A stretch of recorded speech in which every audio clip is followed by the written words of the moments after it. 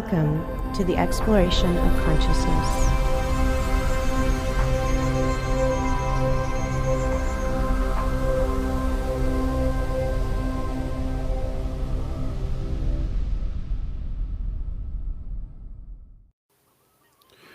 And welcome back, ladies and gentlemen, to the exploration of consciousness. My name is Matt Presti.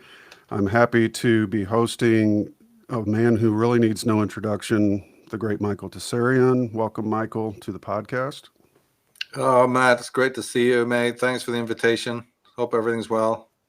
Very good, very good. I've been wanting to do this for a long time, but I wanted to make it an auspicious sort of a podcast.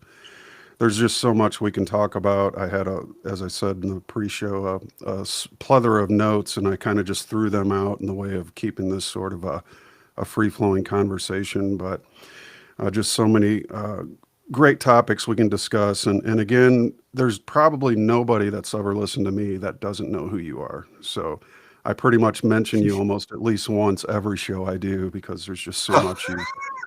Thank you. Yeah, it's great stuff. I mean, some of the notable things that you bring to the table that a lot of other researchers don't are you don't leave consciousness or psychology at the door. That's one of the things I try to remind people of all the time, how important that is. And, you know, you've got such a deep research into so many fields. So it's just really nice to welcome you. And I appreciate you taking the time to come on. Well, I appreciate you acknowledging that truism right there. A lot of people don't. So, yeah, and I know that you've been very, very dedicated to the work that you're doing. And you've definitely been, we've been great contacts for a long time now. And I was absolutely blown away when, back in 2007, heard your first podcasts. And you were one of our first guests on Unslaved, if not the first on Unslaved. Yeah. So there's an inauguration point there. And I was actually trembling at the time. I thought, well, we're never going to get Matt Presti. Forget it, David. Not going to happen. No way. I got chills all over, bro. Just, he was so far above us. It will never get Matt. Oh, shit. And, little did we know how gracious you were. So we always look at that as a distinction, actually, to have you been on there to kick off. It's like the maiden voyage of Unslaved. Yeah. Mm-hmm. Oh, that's such kind words, but it was a mutual feeling because I remember telling Lori, oh my God, I just got a phone call from David Whitehead, and he's like, we want you to be the first guest on Enslaved. And I remember telling her that, and I'm trembling telling her that. I'm like, I can't believe they reached out to me to be, on Enslaved. But what an honor. And I followed your work for a long time, and I was a member of the Terrascopes early on, and just for a 6-month stint or so. But I learned there's two main things I need to pay attention to. At the very least, as I'm not very much interested in astrology, to be quite honest, but the sun and the moon, right? And so paying attention just to the moon cycles. If anything, I try to remind people, at the very least, pay attention to the moon, if nothing else. But I agree. I know you've gone through a whole school of research and stuff, and you bring a plethora of knowledge to the table on astrology, and of course the Hermetic tradition and the Western mystical traditions, in contrast to the Eastern. And that's one parallel that I found with you early on, was that when you look at the Eastern traditions versus the Western, that's why I got into Russell so hard, because I had gone through the Paramahansa Yoganandas, I had gone through the Vivekanandas. I even tried to get into a few others that were like Thich Nhat Hanh, and then, studies on Buddhism. And I just found it wanting, but when I discovered Russell, here's this Western mystic, and he's telling us that, he's basically giving us a fusion between science, dogmatic science, and dogmatic religion. So it's sort of hermetic in itself. I think one way to look at Hermeticism is that it is a sort of a fusion between all these differing points of view about, so-called religious attitudes and stuff. And I just heard you on the last Unslaved, where you're talking about scientific dogmatism and then religious dogmatism. And I thought that the way that you juxtaposed those two and said that the Western mystical traditions are, the fusion of getting rid of all that nonsense, so to speak. So how'd you like to start out? Maybe speak to that a little bit. Oh, yeah, I agree that Walter Russell is a hermeticist. Go even further. I'd say he's an apex uh, hermeticist because he gets to the core of what the hermeticists were really trying to get at. And more than anyone you can imagine in this Western tradition, he is also an apex there because he's carrying on this sort of Germanic tradition, which does what you said, steers a path between scientism and naturalism, and that's being fair. It's really, well, naturalism is the science and the supernaturalism of religion, the dogmatism there, which affects people morally, all sorts of things we know. But there's a path in between, and that's the way I look at it, the Hermetic. And so he sticks to that, and he even goes deeper than that. He carries on the work of Friedrich Schelling very much. I think that the two would be brothers, with maybe A.N. Whitehead in between there, sort of another figure sort of in the photograph there. Would be very erroneous not to place Whitehead alongside Walter Russell. Whitehead was a British thinker, but he moved to America at exactly the time that Walter Russell was famous. So I wonder if they ever met, and whether a document that Walter Russell sent out, his famous inaugural, document that he sent to all those scholars, I wonder if A.N. Whitehead actually had received that. I don't know. So he's absolutely essential there, because in his looking to the material world, he's doing what the materialist couldn't do, which is that the materialist is reducing everything to matter, but can't explain where matter itself comes from. And even when they do try to explain it to their big bang, this is Walt Disney. We're into the realm of Walt Disney here, right? So this is their explanation. And now we've got the Higgs boson, or we've got, no, wait a minute, it's the James Webb telescope utterly blowing to smithereens their story of an expanded universe, the red shift. That's all just gone down the toilet, in case your members don't know. So this points us back. So they actually had to double the age of the universe now because of that. Isn't that amazing? Oh yeah, just as a mere, aside. So this points us back to the Russells, because when the naturalists get it wrong, they really get it wrong. They looked at matter. They said, no, we're reducing everything to matter, including brain function and consciousness. Okay, but are you really looking at the material world? And the answer is no. Some of the founding fathers of materialism that came out of Germany and Austria claimed to make these discoveries about matter, the material world, and the reductionism was based on observations of matter. And it actually turned out that they were very poor observers of matter. And that even Wolfgang von Goethe and these greats were able to show them the error of their ways. And I put Goethe alongside Walter Russell any day. They were able to look at the same matter that the materialist is looking at and show functions in the matter, of electromagnetism, as light, heat, gravity, and other forces like that, and show you that your materialism does not explain any of this. The properties of light would be, of course, high up on the list if you're talking Walter Russell, but the other ones as well, electromagnetism, gravity, other properties, you see. And so this sent everyone into a tailspin. And then, just to make matters worse, along comes the early 20th century, when you get the quantum discoveries, which essentially back up what Russell and Victor Schauberger and these men had said, and what also A.N. Whitehead had been thinking about in terms of process of philosophy.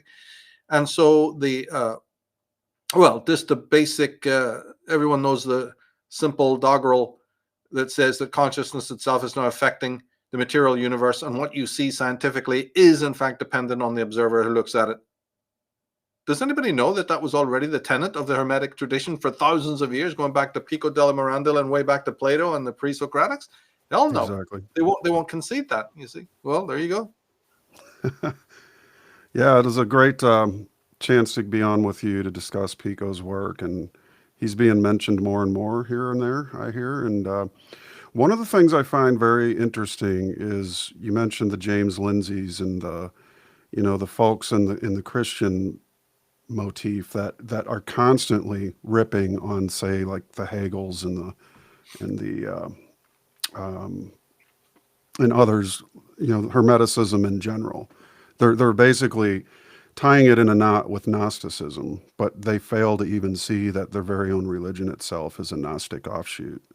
So what are your thoughts on that? And with the whole, the misunderstanding, one thing I really love about what you did with Hegel is you just blew a hole in the side of their little boat about how the Hegelian dialectic, and it, nobody seems to stop and think, or much less absorb the man's work in any more than just stealing his Hegelian dialectic and then, basically following foot and hoof with this idea that, the Marxist view and mixing of the Marxist point of view with Hegel somehow throws the man out completely as some kind of, pure statist, which again, in your most recent Unslaved, you called that out, and you called that out in a lot of the previous ones. And I really appreciate that. But it forces you to take a deeper look at a person's work than just the soundbite. Let's grab the soundbite, Hegelian dialectics, and then throw the rest of the man out, and not even bother to look into what he had to say. So hats off to you for that and making that distinction. Yeah, thank you very much. Of course, he is one of the whipping boys of history. And the reason why he's picked up is just to do with a more overarching and deeper hatred of German thought in general from France and Britain. And America sadly aligned with that. It didn't need to, because you had German thought all over America back in the late 1800s, through the 1800s, right up until John Dewey came onto the show. And he spearheaded this anti-German. Of course, then we had the two world wars. So guess what? Germany wasn't that popular. So, there's been a thing called Germanophobia loose in the world since about the 1700s. And it mostly emanates from French and British thinkers who were imperial. Germany was never anything but a benign power, even during the little bit of time when it was an imperial concern. It was totally benign. And had the world been run by the German imperialism, you couldn't even imagine the difference. But the British, and remember, it's Britain who created Francis Bacon. It's Britain who inaugurated the materialist reductionist ideology that conquered the world. Darwin comes out of Britain. We've got Boyle, Newton, and so on, right? There's a lot that they have to answer for. Locke, John Locke, David Hume. So the American, what we call the German mystical tradition was a reaction actually to this. So Hegel gets the brunt, not just because of his own inconsistencies in his philosophy, but just because he's a towering German figure in German thought. They really mean to criticize the whole tradition. This is what you come across when you go do a bit deeper dive. In fact, he didn't even create the so-called dialectic. He had studied with an earlier philosopher called Johann Fichte, who came up with the thesis, antithesis, synthesis. And although Hegel nominally and provisionally borrowed this triadic form, it had been there in German philosophy. It even had been in the Immanuel Kant that these philosophers were trying to answer and expand upon and even critique. So that triad had been there.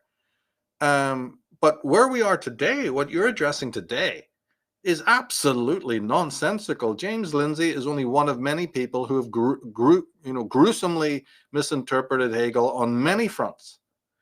And I know where it came from. I know exactly the origin as a book, but since I love that author so much, I won't mention his name and overly criticize, but there was an author of the highest level back in the 50s and 60s who sadly did make this error when he started talking about Hegel's dialectic, the problem, reaction, solution, as it became then later on articulated.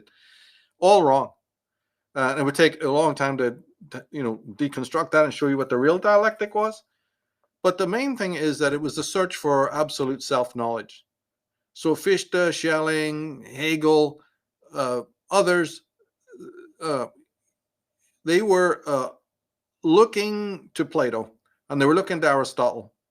But they were looking to reconcile the inconsistencies between those two philosophers, because there are some, they stand out. And from a philosophical point of view, you want to try and reconcile them. So for 1,500 years since Plato's time, longer, different scholars have tried to take this on to say, how are we going to reconcile these two men? One believes in being and the other believes in becoming. And we've got to link these two things together. So by the time you get to these Germans that you're talking about, specifically Hegel, they said, right. They just, just suited themselves up and said, we're moving in here. We're bringing out the big guns, and we're going to do it once and for all because we're dissatisfied that these two currents had remained a little bit too separate, and we're going to work on it. Others have done it before, but we're not satisfied. And when they said that others had done it, they're thinking of Pico della Mirandola. They're thinking of Giordano Bruno. They're thinking of Spinoza. They're thinking of a whole tradition, but they're not satisfied. They didn't think it was done right. So then these mighty, mighty brains decided, and they're not the only ones in the photograph. There's others, but if I mentioned their names, nobody would have even heard of them, right? So they took this on. And all it was really about was trying to show, well, Hegel anyway, to focus in just on him for a minute, he decided that this pursuit of finding the link, the connective tissue between them, was history, the movement of history itself, that both philosophers had sort of left out, didn't speak enough about. Aristotle's a bit better because at least he did talk about process and teleology and a movement, and that includes time, and that includes history. So he's closer than Plato. But still, Aristotle never really put the focus on this extraordinary movement we know as history. So Hegel said, for him, this is the missing piece. And that's what his philosophy is all about. And everything about Hegel needs to be understood that way. That, he's a historical man who believed that the unfolding will lead to this absolute knowledge of self, and then of God, of the divine mind. That's all it is. And all his comments about the state and how you should conform to the state, none of that has to do with fascism or any kind of authoritarianism or totalitarianism. It has to do with his thinking as he worked this bigger story out. And he believed that on no circumstances should the state interfere with freedom.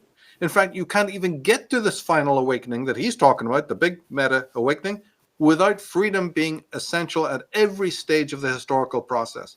So when a James Lindsay or somebody else comes along and makes him the godfather of anti-freedom, like the woke movement or cultural Marxism or political correctness or cancel culture, I just stand aghast. I mean, all you can do is stand aghast.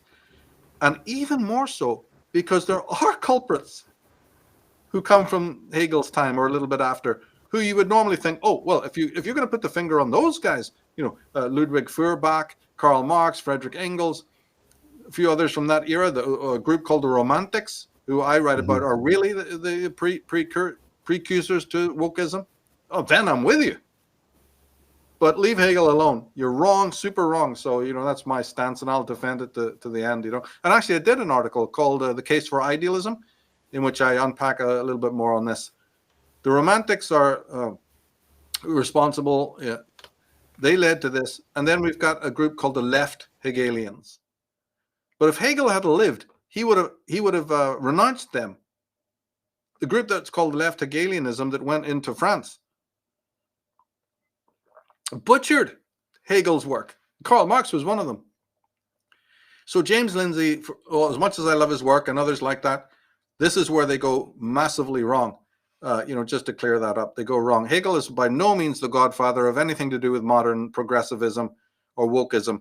No, his work, the Frankfurt School and groups like that, cleverly mutilated his work, carefully lifted out of his canon certain beautiful, brilliant, magnificent ideas and said, do you know how the wolf never needs to eat, never needs to starve? He dresses up in sheep's clothing. His hunger problems are over. We'll do the same thing. In our predatory conquest of the human race, we just need to move amongst the people. But to do that, we need some sheep's clothing. We'll get it from Hegel. We'll get it from these German thinkers who thought in the realm of the divine. But we'll borrow their ideas, camouflage ourselves, wipe it all over your face, and head out into the world where you're unseen. But see, I smell them. I know their scent. And so I've been, my work on Enslaved, and before that, has been to try and expose it slowly, gradually, in very, very small steps to redeem this German tradition, because it's absolutely, as you well know yourself, crucial to where we're going in the future if we want to steer between these dogmatisms. Yeah, I couldn't agree more. That's so interesting, too, is the history of idealism, following it along from really the godfather himself, Plato, with his realm of perfect ideas, perfect forms and such. But when we got to the point of the 16th, 17th centuries, and there was that Descartesian split, and then it was Fichte, right, that more or less created or was sort of the grandfather of idealism, German idealism. Would that be correct to say that?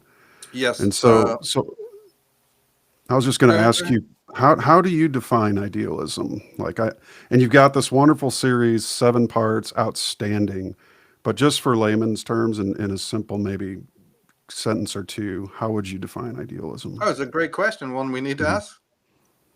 Because remember, the word itself is off-putting. There's a problem with the word itself. It's really not idealism, it's ideaism. That will help. Ideal just happens to be, the word that they picked. And it works in German more than British, in English, because we get confused. What, ideal? Aren't ideals something we hold in high estimation? Like I've got an ideal soccer player or an ideal belief system or religion, so it can be really confusing. But it's really ideas, because Hegel believed that really absolutely everything we think about is first an idea. Remember this thing we're talking about, the materialists. They're talking about a hard, concrete reality of trees and bricks and, waterfalls and mountains and atoms and all of this. But Hegel said, no, everything, when we centrally perceive a material world, those things only matter to us as human beings because they become ideas, they become concepts. So they're not so simple as it's not so simple as to say they're just centrally perceived material objects. They're also ideas in the human mind. It's different for an animal or different for the stone. But for the human being, it's an idea. In fact, so much so is this the case that even our idea of a so-called self that's doing this perceiving is itself an idea. So he says, why has philosophy never really broached this? It's not, I'm not denying, he says, that there's physical things out there. But when they enter our, body, our brain, they function more as ideas. And I want to know why that is, or what the hell is an idea? And even the concept of a self that is this, schema that we have, this metaphorical sort of self that I, when I say the word I, what do I mean by that? I have an idea of myself. So that's what it means. It means that the human capacity to form ideas and concepts is what it's all about. So just to expand on what I said earlier, if you have an idea of history, well, that's an idea. And if I have an idea of the divine mind, that's also an idea. So he wanted to unpack this, and to do that, he had to bracket science, bracket the sensual world. It plays a role, but more importantly is the process of how we get to an idea. And so his book walks you through perception, sense reality, and then all the stages that lead to a full-blown concept. And along the way of this discussion that he gives, he actually broaches the question of self-consciousness. Because for him, this process that we're talking about is threefold. Consciousness comes out of a state of unconsciousness, which is akin to the rocks and the stones and the waterfalls and the clouds. Comes to a thing called consciousness, which animals have and we have. But then there's the third step, the all-important jump to self-consciousness. So he's not a materialist, because he wants to not only explain consciousness, as you might find it, say, in elephants or whales or dolphins or a hamster. He wants to understand this extremely unique phenomena of self-consciousness. And so his works are voluminous because they unpack what that is and how miraculous it is to come on the scene. How can matter just atoms bouncing off each other? How can light mix with gravity and electromagnetism and heat and all these other things that we call the physical universe? How can all of that just happen to accidentally create this phenomena of self-consciousness that then looks back out at the world and starts to deduce it or have sensual, like I said, these sensible experience? It's way more complex than the materialist is giving credit for, you see. So idealism is basically that, the role of the mind, the role of consciousness, and how it impacts our experiences of the world. So the emphasis is not on the experiences of the world, it's on the mind that experiences. And all the different idealists have way different, takes on this. Hegel had his own take on it. Fichte had his, Schelling, all these great idealists, Spinoza, they all, have their own take on it. You get pantheism, you get panentheism, you get deism, you get lots of sub ideas within idealism. You get Plato, you get Aristotle. They all can be considered idealists, but there's more pragmatism in one than the other, or there's always admixture. And there's also a lot of science. This is the crazy thing that I can't understand. In these people is also a great deal of natural science, as well as the idealism, especially with A.N. Whitehead and men like that. So it's not as it's been presented to the world. It's wonderful. Great way to break it down there. Evelyn Underhill, who wrote a book called Mysticism, one of my favorite quotes from her, and I'm sort of doing a deep dive into mysticism, even Christian mysticism. I went through a Merton period back in 08, 07. Amazing writer, really a contemplator. Gives more of a weighted, I don't use the term professionalism, but import, as a Christian mystic. I think that the mystical approach for most Christians is taboo, kind of sort of like, looking at Hegel's work outside of his, dialectic, simply the dialectic or the cherry picking of such. But one of her quotes that always struck me and just continues to reverberate, I put it on the front page of my website, was that mysticism is the art of merging with reality. And what a great quote that is. And what I think basically we see with idealism is in Hermeticism, really, it's probably, it's been said that the universe is mental. And when I kind of think of idealism, that's what I think of. So it's like in terms of cause, we have the mind precedes the matter, so to speak. And in a Russell viewpoint, he says the mind is really that fulcrum that lies between all the opposites of motion. So your duality literally is centered by a fulcrum that doesn't move. In other words, it's a triality versus a monad, and I'm saying that right, monad, or a dyad, just strictly. So it's always three, the magic of three, you could say. And in the development of idealism, which seemed to be, and as you said earlier, Pico della Mirandola was well known in Europe for being one of the first to syncretize Plato and Aristotle, which is otherwise known as Hegelian dialectic, only that's just a further term down the road. So again, Hegel wasn't the first, as you said, to come up with this kind of a syncretic way of marrying opposites so that one could stand behind them and really understand them from a better degree. But when you follow the path of idealism and how it unfolds, and as you've got this, I'm really looking forward to this one, Descartes' error, where it all went wrong. Can you give us just a glimpse of how the split happened, as the 17th, maybe late 16th, 17th century, and how did idealism, I'm guessing that if you follow it logically, psychology came out of idealism. I would, if I'm correct in saying that. But yet you wouldn't have had psychology if you had simply followed the physicalists along, because they don't care about the mind. They kind of throw the baby out with the bathwater, so to speak. And, well, consciousness is just an effect of the brain, so why should we study that? Do you want to speak to that a little bit, and maybe how psychology came about? Well, this is incredible. Yeah, it did come about, as you say, with this idealist. This would be then more Immanuel Kant, who's called a transcendental idealist. If anybody can even work out what that means. But actually what it means, as you've already alluded to, is that the preeminence of the mind over the material is what it really alludes to, that these categories of our minds come first. We wouldn't have sensual experience without them. The mind configures that reality, right? So reality is what your mind shows you of it. We would use the word appearance or representation. So all reality is really a set of appearances and representations. But you're quite right. When Kant phrased it, a strange thing happened in his work, which is called the Second Copernican Revolution.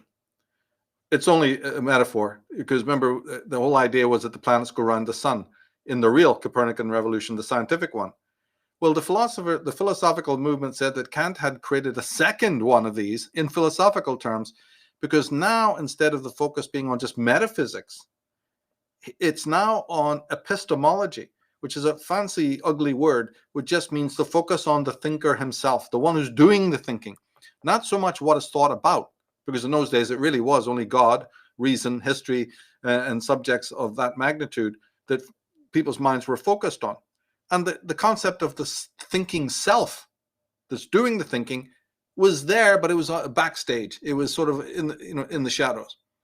Now we know it was there, because if it wasn't, you couldn't have the inscription at Delphi, which says, know thyself. This very ancient Greek state. So we know that the self and its development was certainly a key aspect of philosophy, but it never had really been the focus. Because other things prioritized. It's just we got a lot more on the plate to think about than this thinking self. But by the time of Immanuel Kant, this would be the 1790s, and moving from that point on, this changed. And people got it. It's like the penny suddenly dropped. It's like one of us hearing a thing a dozen times or 2 dozen or 3 dozen, and it never really drops. Philosophy finally got the memo. Who is this I that's doing all this thinking? And so there's a movement of the center of gravity from the questions of how many angels can do this, and what is matter, and what has God been thinking about, and where did God come from, and and what's the perfect state, and the republic, and what's the best kind of government, and all of these other questions. And it focused exclusively or nearly exclusively on the self that's asking these questions. What do we know about that being?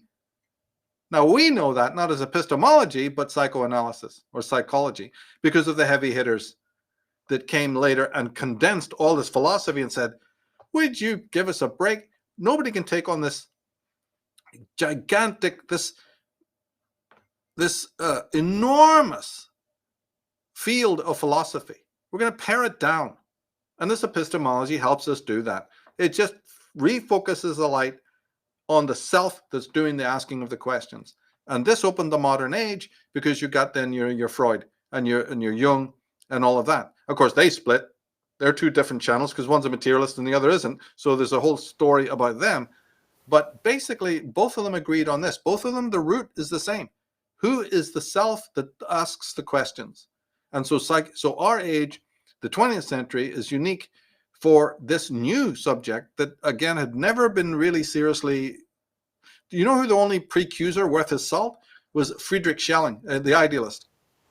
So when you just said that it came out of idealism, you're quite right. Friedrich Schelling invented the word unconscious that was picked up by Freud. So the only man to penetrate into these subjects with any kind of depth, there were a few others, but the one that really went to town was Schelling. And then after him came Schopenhauer and Nietzsche, who had interesting things to say about the psyche. And those 3 men are really the foundational of Freud and Jung. You couldn't have a Freud or Jung without the 3 men I just mentioned. And that's a whole story there about how that little thread goes. But so big were the guns that Freud brought out and that Jung brought out that we forgot the philosophy. You don't get cut off, and we just have the psychology. And again, America comes in here to just take that and materialize it, and sort of not want to talk about the philosophies that are a little bit too metaphysical. They kind of downplay that in their schools and colleges, scurrilously, I think. And I've done programs on that. We've got one called Freud and Man's Soul, which takes a pot shot at this nonsense. People can check that one out to show you that Freud was actually a lot more spiritual than people give him credit for, and so on. So that there's lots of different ways to look at this.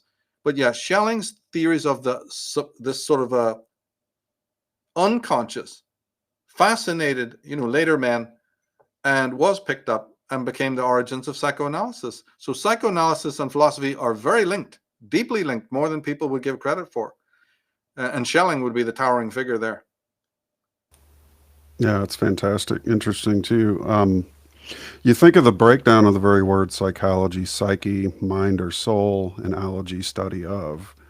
Yet in our modern era, and you can look at a lot of this stuff from, the banal and basal treatment of people's mental problems without any regard for philosophy. I don't think you even have to have a master. You should probably be required as a prerequisite to have a master's in philosophy before you're even allowed to treat people.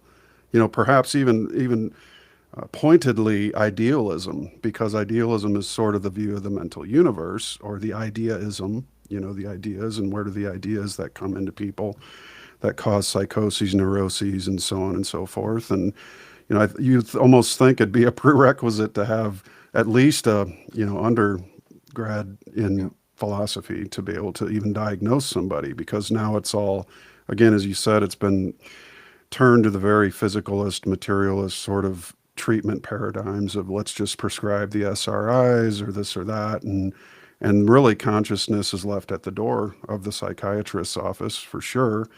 Psychologists, could you name maybe a couple that are up to par, that have their shit together more or less, that you might recommend for current listeners, of who maybe a current figure in modern psychology is that really gets it from that point of view? Can't think of any really. There's been some schools that were founded by Germans, Otto Kernberg and Carl Rogers. It's not that there hasn't been schools that paid a little bit more homage to this tradition you're talking about. Viktor Frankl would be the number one there for me. Logotherapy. But Otto Rank had a thing called will therapy, and he was Freud's secretary for 22 years, and he came to Princeton. He came to teach in America after the war. So Otto Rank is an absolutely vital person here. And you get your Lewis Mumfords. You get, as I said, who's the one I'm thinking of? Karen Horney. Mm-hmm. So there's definitely Melanie Klein. There's definitely people who honored a bit of that tradition and who are brilliant psychologists, but they were all suppressed in the name of psychiatry. What really happened in America is that the psychiatrists took over, and the expert on this nonsense is Thomas Szasz, the great the great Austrian thinker, and he wrote over 30 books on the subject. We've done programs on him on Enslaved, one called The Myth of Mental Illness. And it's vital that people know about his name. He called one The Manufacturing of Madness is one of his great books. He wrote one on schizophrenia, which is a masterpiece. So he shows you that the psychology is, the original psychologists, as you say, were really philosophers. Psychology is a branch of philosophy and can easily be proven to be so. But the thing is that as time went by and these things became more and more specialized, and materialism wasn't overthrown by any of the German thought, it failed. And so the Cartesian pattern was maintained, and then you get logical positivism and all of the different materialists, and you get pragmatism. Although original pragmatists were great people, they were honoring the German tradition. But by the time the 20th century came in, even pragmatism started to go haywire, So all of this contamination took place. And now the human being was just thought to be a sort of a walking machine that can be fixed by pills. No need for all the mumbo jumbo. None of this Freudian lying on a couch and talking about your dreams. This all has to go. Then also don't forget that neuroscience started taking a central seat. Now that we had the tools to delve into the brain itself, the actual physical brain, which didn't exist before really. So this started in the 20th century, this started to really take off, the science of neuroscience. And that then was a big factor in why psychoanalysis took a back seat.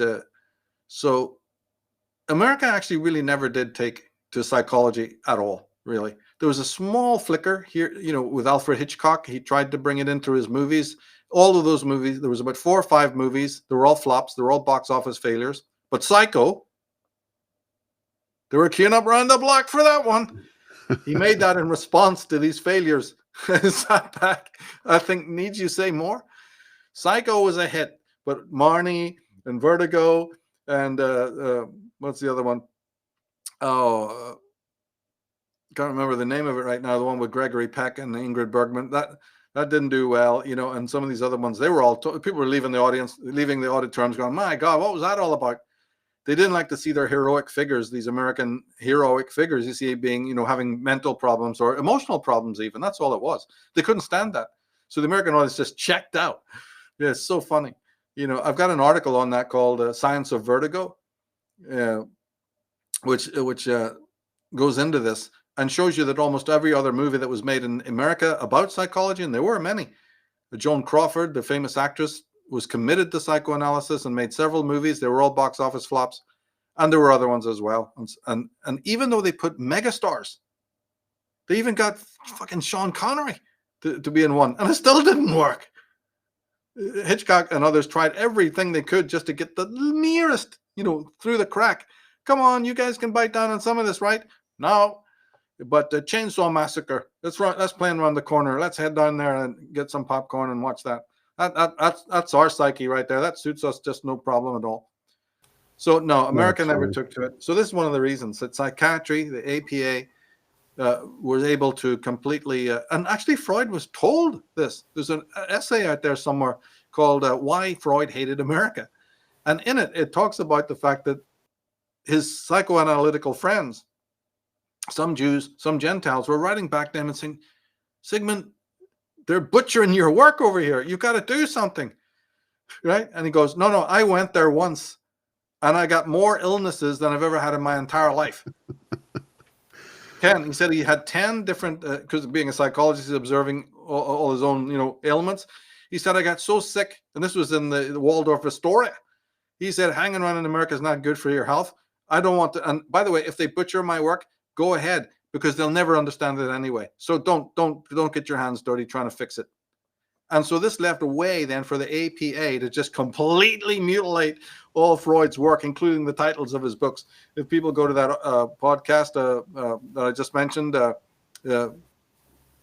Conspiracy Against Freud. Oh, Conspiracy Against Freud. Okay. Yeah, we'll walk you through that. And there's a few articles I've done on it as well. Science of Vertigo would be probably one of the really good. Oh, there's another one called Say No to Psychology. It's one of my articles. You can find it by way of the Michael Tsarion site. And it's hilarious as well. So they tried. They really did try. But it failed just because of the disposition and the media and the power of the APA. Oh, yeah. Bruno Bettelheim, one of Freud's great friends, said that the money and the power of the APA, they could write their own script. And behind it were the pharmaceutical leviathans that wanted this pill-popping generation, I mean, you remember that this is the group of medical people who have giant posters and billboards and magazine, the doctors in white coats smoking cigarettes going, this brand is the best for your health. We've got the pictures. Yep. And sticking cigarettes in Betty Davis's mouth, to get the women to be like smoking their brains out, and the cancer statistics fucking, just skyrocketed. But this is the same group we're talking about. So the meltdown, the American, aspect of it here is nothing to write home about. And so again, we're being humorous here, but really what happened was that this continental thinking of man as a kind of a unique being with his own existential issues, his own dream life, his of course his sexual repressions, his libido, but even that was misrepresented. Freud is talking about things deeper than that, but all we heard was he's sex mad. What was that stuff about sleeping with your mother? Right, I'm out of that. You see, so it was misrepresented. He's actually talking about something a lot deeper than that, and this is where Otto Rank and Adler and the post-Freudians come in, because they helped tidy it up a bit to make it more clear what he was talking about, but nobody was following that. Melanie Klein, none of them got a real hearing. She had to go to England to even get a hearing in open schools there. So it was basically a flop, if you want my opinion, from the American point of view and even from the West. Psychoanalysis was really a flop. It was replaced by this medicalization and psychiatricization of everyday life, as Thomas Szasz puts it. It's well said. I think that perfectly explains, too, why there's really no good mental help in the United States. As you said in many different podcasts, America is really the most anti-psychological country on the face of the planet. What Thomas it shows Szasz, us... Sorry, I just want to add. Thomas Szasz says that they borrowed the Pavlovian model of Soviet Russia and even built their madhouses and asylums on this Russian model, which are basically gulags. It's that bad. Well, what do you think the impetus for that is? Why is the target so heavily America? Why do you think that is? Yeah, it could be it's astrology is one way to look at it. Hmm. And it could be also that we've had 2 world wars against Germany. Keep it real basic. Germany's fucking hated. I call it Germanophobia. I've got a website called germanophobia.net. And I've also got one called shellingzone.net. And these, .com, shellingzone.com. And these are based in what is it about German thinking, and all of this that is so reprehensible. And it's where you have to go to look for the answer, really. That there's a war. There's been a war against Germany long preceding the First World War. And that the First and Second World War were just outcomes of a war against Germany that had been about 100 years prior. So about 1790, you're talking here about maybe the French Revolution being a good starting point for this direct attack, intellectually, commercially. It's the British Empire's behind it. It's a long story, right? But I can just briefly tell you that the British sat down, and it's strange too, because England is a German word, England, Anglo-Saxons. So here's the German descendants. And so there's no answer to this. It's one of these great imponderables. But these sort of what we would now call Fabian roundtable groups, who have no allegiance to any country, although they are situated in England, they made up the intelligentsia of England. And it's this group, not the English people. They're Angland. They're Germanic. They're Saxons. But this evil group of Fabians and their progenitors, and this includes your Bertrand Russells and your H.G. Wells types, many others I could mention.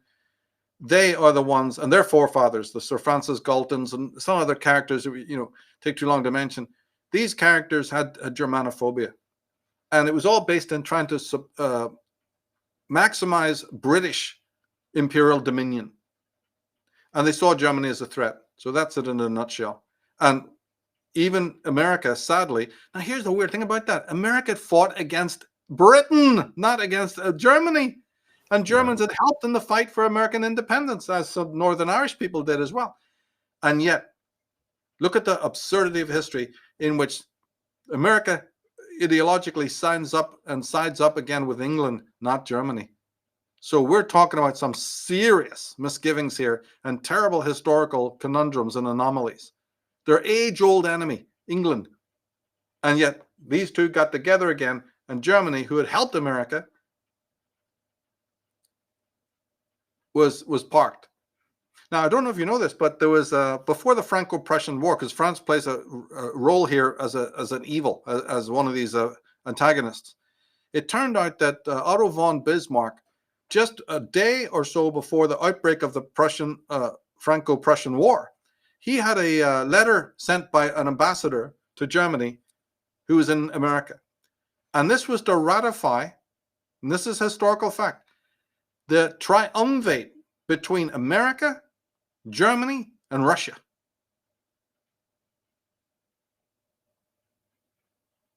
The French declare war. And so Bismarck was never able to mobilize. Ambassadors were recalled, and the whole hoopla. And so the movement to unite these three countries into its own special empire, which would have seen the world transformed, failed. And Britain and France remained in dominion, folks.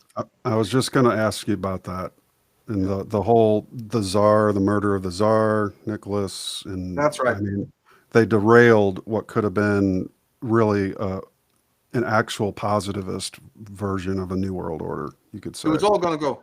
Alexander III had sent vast amount of ships for the American revolutionaries to fight the British. So the Britain then said, the Tsars are evil. We got to deal with them, and they did. They brought in Bolshevism, and we know how that happened. That the orders were given to let Trotsky out of Halifax, Nova Scotia, and send him over there so he could fight and create the Bolshevik Revolution. Same with Lenin, same with those dirt-mongering dogs, right? So this was all part of the Germanophobia I'm talking about. And, this triumvirate that would have changed Russia. Russia would have been moved from a third world country into something very splendid, which it never got the chance to do. In fact, it was subsumed by communism, so you can just imagine how that was held back as a culture. This is all done by the British the brainchild. This is all the brainchild of the British upper classes, these Illuminati types. Very, very sinister. With France's backing, France has always been the hyena, the lapdog of Britain in many, many ways. Napoleon tried it with the help of Rome, with the help of the Vatican. He invaded the whole of Europe. He's the Roman Catholic. He's Roman Catholic. Austro-Hungary was Roman Catholic, and they were his allies. So when I said just earlier on that Austria declared war on Germany, think about that. Protestant Germany is attacked by Catholic Austro-Hungary, with France Catholic behind it. Are we seeing a picture form here? You damn right you are. Right? So watch out. There's enemies on all sides. This Germanophobia includes the Catholic Church in its war against Germany, something that most people have never even heard about or even thought about. But when you are a good forensic detective, you'll find out that even things that we're discussing here about philosophy and weird things about psychoanalysis, they're not disconnected. In fact, they're very connected to this whole matrix, this underlying war against the German people, the German language, German culture, and what have you. And I've been studying it for over 30, 40 years. It's a horror story. And the philosophy part of it is just a small anecdote, really. Important, but, just part of it. Truly fascinating. I know in my Dispelling Dimensional Madness documentary, I brought up Henri Poincaré. He was a mathematician in France, and I began to notice a disturbing pattern, how a lot of things that are abhorrent have come out of the French sort of, the people of France, you could say, including, all this modern art, which is interesting. I know you've done a show on that as well. I hearken back to the Why Beauty Matters, the Roger Scrantons and others of his nature who point out, the differences between modern art. Now you can go to a modern art museum and you can see an $86 million banana taped to a wall with duct tape, and that's considered greater than anything Leonardo da Vinci ever did, so.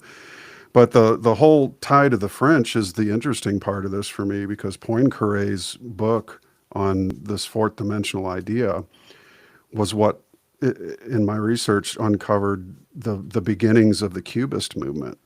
And of course, the Cubist movement was the rebellion against the bourgeois notions of what art really is. And so you begin to see sort of a psychic split. And everything sort of seems to have gone from, as you said, the Germanophobia is really interesting to me, because it's almost like we're shutting our own mind out of the equation when it comes to healing in any form of illness.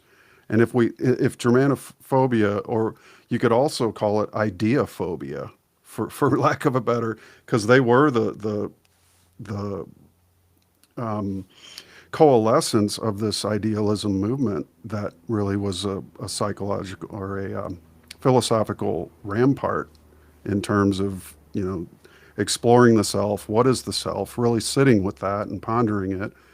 Some of the greatest minds ever conceived, answers for this that could have been so beneficial to man. And so in a sense, who was responsible, do you believe, for, you mentioned the fourth sect, the fifth sect and such, but from your research and your point of view, who was responsible for more or less squashing the idealism into, oblivion through Germanophobia and other pathways? And then the promoters of this anti-psychological materialist treatment of psychoses and neuroses and things of such nature. Yeah, that would be all behind the scenes. Any figure from the outside is just a pawn, like the Round Table groups or whatever, or the Fabians, and any of these characters. They would all just be on the outside, actually mobilized. They're not the one. They are foot soldiers, but the real brain of Germanophobia, I think, is in the House of Hanover, which is a German province. And these are always considered traitors. But the strange thing is that the House of Hanover rules the British Empire. King William III, what they call from the House of Orange, is really properly decoded as the House of Hanover in Germany. And they have the Dutch connection as well, big time, through marriage. So this degenerate house, most of its leading members, Germany had already expelled in the 1700s to all parts of the world. That's why you'll find them in Brazil. the House of Hanover set up in different countries. One was France. What? We just mentioned France, right? Spain, and in South America, of all places. They were traitors to Germany and hated. But remember when the unification of Germany took place, where all these hundreds of duchies and provincialities all came together in the great German Empire? Hanover was now brought in. And then another terrible thing happened too, is when the Austrian wars took place, and this again would be Vatican-based wars against the Protestant people of Germany, the Germans had to bring back these Hanoverians to fight as mercenaries. Not a good idea. But Germany's either going to lose to its arch enemies, so France and Austria and Italy. They were all part of the Austro-Hungarian Empire. And we could talk for hours on what Hungary is and their history, which is always left out. But nevertheless, they had to then call back some of these mercenaries from Hanover in a pure, simple, realpolitik. We'll forgive you your sins if you come and fight honestly for us. And they went, yeah, okay. And they came back in, but not a good thing. It didn't bode well. But the short story of it is that the House of Orange is directly descended from the Catholic French. But more than that, worse than that, from the Merovingian dynasty, Matt. Right? The House of Hanover their origins, that's why they're all red-headed. If you look at Queen Beatrix and others, they're all red-headed women, right? Interesting. Prince Bernhard, all of these types. This House of Orange, that's why they're even called Orange, it's Orange in France, where Mary Magdalene is meant to have settled up. So that means that even though they're technically considered Protestants because they're in Germany, no, they're traitors because they're Catholics. But worse, they're fourth sect Merovingians who are hiding under both Catholicism and Protestantism. They'll do whatever it takes to fit in and to camouflage themselves. And they became, at the Battle of the Boyne in Ireland, they took out James Stewart of the fifth sect, and the fourth sect has been ruling England ever since. So they are the ultimate brain, the fourth sect, through the House of Orange, through the Merovingian line that didn't die out. And we have to thank these Holy Blood, Holy Grail type books, and also the great Ralph Bellis. Always must mention him because he really brought, the bacon home here with this story. And he also lived in Holland for many years, so he knows what he's talking about. So this group also then committed to Baconian reductionist science. Because remember, I told you it was imperialistic. And Francis Bacon was the man who said that Britain must rule the waves, that nature must be put upon the rack, and all of nature's secrets brought out by torture, by dissection, right? And this is the mentality of the psychopath. So he believed in the worldwide expansion of the British Empire. So there's where the Germanophobia originates, in his school. And they also later on became the Lunar Society, the Ashmolean Society, the Royal Academy, and the scum, right? But they were all scientists, of course. So they get plenty of halos and laurel leaves put on their heads because these were famous, scientists, right? But they were all British Anglophiles, and the French had their versions of it too, particularly under Napoleon III, who was a buffoon who was completely controlled by British intelligence. Napoleon III. So there's a lot of areas we could go here, and he declared war on Germany. So this will involve not only the two great wars, First World War and Second World War, but wars all the way through from, say, like I said, 1790s, 1850, Bismarck coming and going, the unification of Germany under an emperor, right? Frederick I, Frederick II, all of German history can be understood this way. But it leads up to the 20th century, in which the arch enemies in Britain fomented the Bolshevik Revolution to get Russia, right, out of the picture, because although Germany and Russia had been ancient enemies, they were about to join up in a way I just told you. They were actually, Bismarck was the engineer of this. He was the brainchild, it was his brainchild to unite the big bear, the big bear of the North, that Germany had never really worked well with. But the fact was that the Queen, the Tsar's wife, Katharina, was German. So some inroads had been made. And Bismarck is the one who brokered the deal that was about to happen between Germany, Russia, and America. This was what everybody had to mobilize, the imperial forces of England and France had to mobilize to save their rotten satanic empire. And this is what this is all about. And the other things we're talking about are just sort of after effects. Yeah, the British comedy, always ridiculing Germany, the German language is falling out of favor in America, and there's so many, follow-ons from this. And one of them is this disdain for German thought in the terms of philosophy, homeopathy. We've got Dr. Hummer coming out of Germany. We've got Hahnemann, the creator of homeopathy, coming out of there. We've got Paracelsus coming out of there. The list goes on. You know what I mean? You've got your Jakob Boehmers and Meister Eckharts and Nicholas Kuzes. And people, if go to my schellingzone.com site, they'll see a list. They'll have a little intro. There's good videos on there as well, but there's also a lot of good information, of these great names that we should know. And they should have been the fathers of Western education, some of the people that I mentioned on that site, but they were never were. And they lost out to positivism, to materialism, and then obviously to postmodern thought as well. They were combating that. So the French schools that you talk of, particularly with Foucault and with Derrida, but others as well, they were the people who would liberally steal from this German tradition. Like I said, the camouflage. A lot of their ideas are hybridized and borrowed from idealistic thinkers. There's no question about that. But they're re-scripted in a certain way that makes them look that they're the products of, the French. They're not. But through the American funding, these guys were then brought in and made dominant in the American schools. And that's how America fell. And this was multi-pronged, but these guys were given honorary degrees. Their progeny was allowed to be hired at the senior level, and then they police everybody coming up from below, not giving you the qualifications if you look like you're coming from that school. If you honor Germany, you won't get a pass. But other people whose minds are psychopathic and left brain, they'll be the ones given the degrees, and so that they get the positions. So it's gone on and on now. So for over 200 years now, this has been the pattern of the West to downplay German thinking. The only place that still maintains this is South America. And this has to do, of course, with Germany and Austria once having those places as colonies. So if you go down to Brazil and Argentina, this whole tradition, including people like Otto Rank and other psychologists and all, are still taught in the South American schools, but they're not taught in any North American school worth a shit.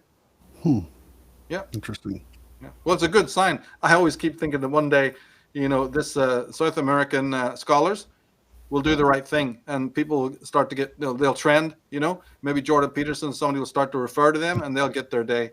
I don't hold my breath on that, of course, but it's my secret wish that their traditions, because they're big time into Karen Horney, Melanie Klein, Otto Rank. They're into good traditions down there in their colleges. They haven't given away to this positivism of the West.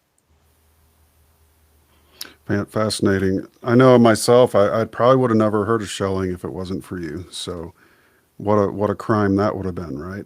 If, that's, again, part of what you advocate for, a return to the Western mystical tradition. And such a massive part of that is German thought, and it really behooves all of us to take a hard look at it. And dovetailing into, I want to get into your opinion about Jung's archetypes. And Carl Jung, again, a German, more or less, some might call him a mystic, some might just, he didn't refer to himself as such, but he certainly studied alchemy, he studied things of that nature, and knew about the syncretization of opposites. He wrote about that and said that's how he healed his 5 years of depression.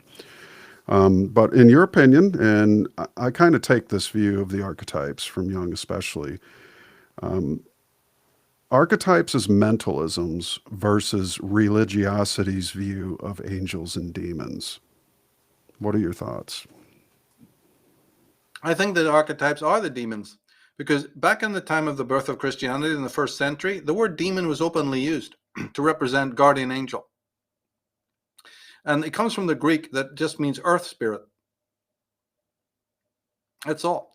And there was nothing negative about it until a few hundred years later, when I think St. Augustine picked it up and demonized it into the devils, that they were the same as devils. But it never was the case. This is all sleight of hand, and the Christians picked up on this. So there, once you understand this, then we have a little bit more openness to what Jung was doing. I think Jung was a mystic. He called himself an empiricist. But this is before the Red Book was discovered. Remember, what came out long after his death. Look, there's nobody can be looking at that book now and still maintain the idea that he was an empiricist only, Right. you know, or whatever he'd like to call himself.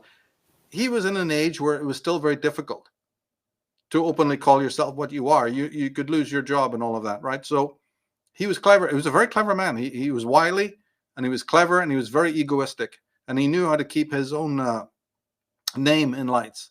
And I think rightly so. There was a lot of pressures on scholars in those days, and the slightest misgiving and you'd be out. Like Freud, they tried to wipe him out in several ways. So they had to be very, very cautious. But the archetypes are clearly, like he called them, the DNA of your consciousness. They are well, even the word archetype.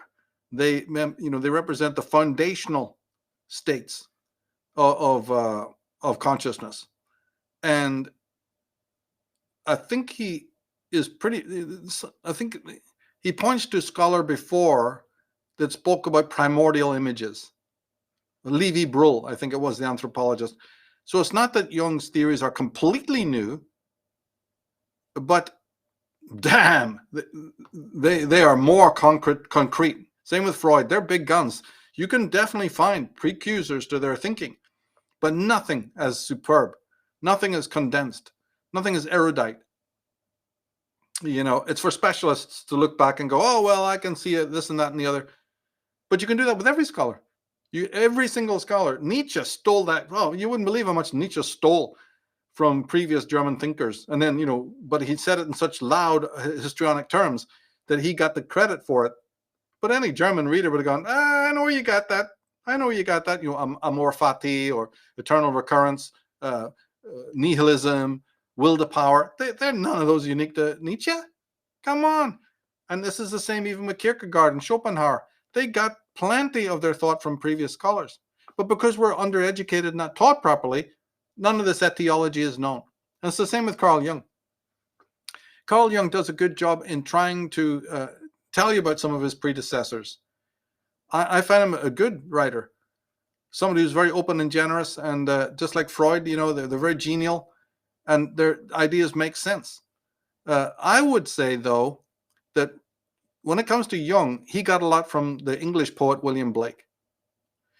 And Blake is a unique individual that should be mentioned here because his thought was molded by the German thought we're talking about. So let's get that clear. Even though Blake was English, his thinking was informed by Emanuel Swedenborg, the Swedish philosopher, and also by these Germans that we've been just mentioning.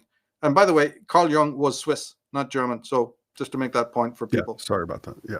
But it wouldn't matter anyway. He's growing up, going to Germany, going to Vienna to meet Freud. So yeah, they're all Germanic in that sense when it comes to their whole academic career and outlooks and philosophical leanings and what have you. So maybe you couldn't go so far as to call him an idealist, but at this point, you're just splitting hairs. In the post-Kantian period, everybody there's some philosophy going on. You see, when I look at Jung, I see a lot of Plato. Those forms that you talked about, those ideals, because he was an idealist, Plato, and these ideal forms or innate ideas, aren't they archetypes in a way? So it's just this personification. Yeah, Jung is just personifying. Yeah, these things in the mind. And even he would point to biology. Why does women have hair? Why do men have breasts? You see, there's a feminine part of every male, and there's a masculine part of every woman, and those can be personified. And even stereotypically, male, female. It's not really the right language to use. It's more masculine, feminine, which are typologies. That's where we should be thinking. But it's okay on the street level to also, interchange male and female. It works as long as you're not speaking specifically. What he really meant was that the woman has a masculine tendency, because nature has made it that that's the way it is. Women have also had to fight off dangerous animals and be defensive and even go on the attack. Men have a feminine side, their love of music, their love of beauty, their experiences of women sexually and platonically, right? So he was talking about this, and all the other archetypes are in some way legacies of our experience here on Earth. So the materialist can identify with Jung because they say, well, see, he's just talking about worldly experience, giving rise to these mental archetypes. Yeah, I can basically sign on for that. And so Jung had a great deal of effect on certain quasi-materialistic people who can buy into his theories to a certain extent. But the religious person can also believe it and saying, but something transformative took place. Even though these archetypes may have begun with material experiences, over time, as they were in the mind, they have developed.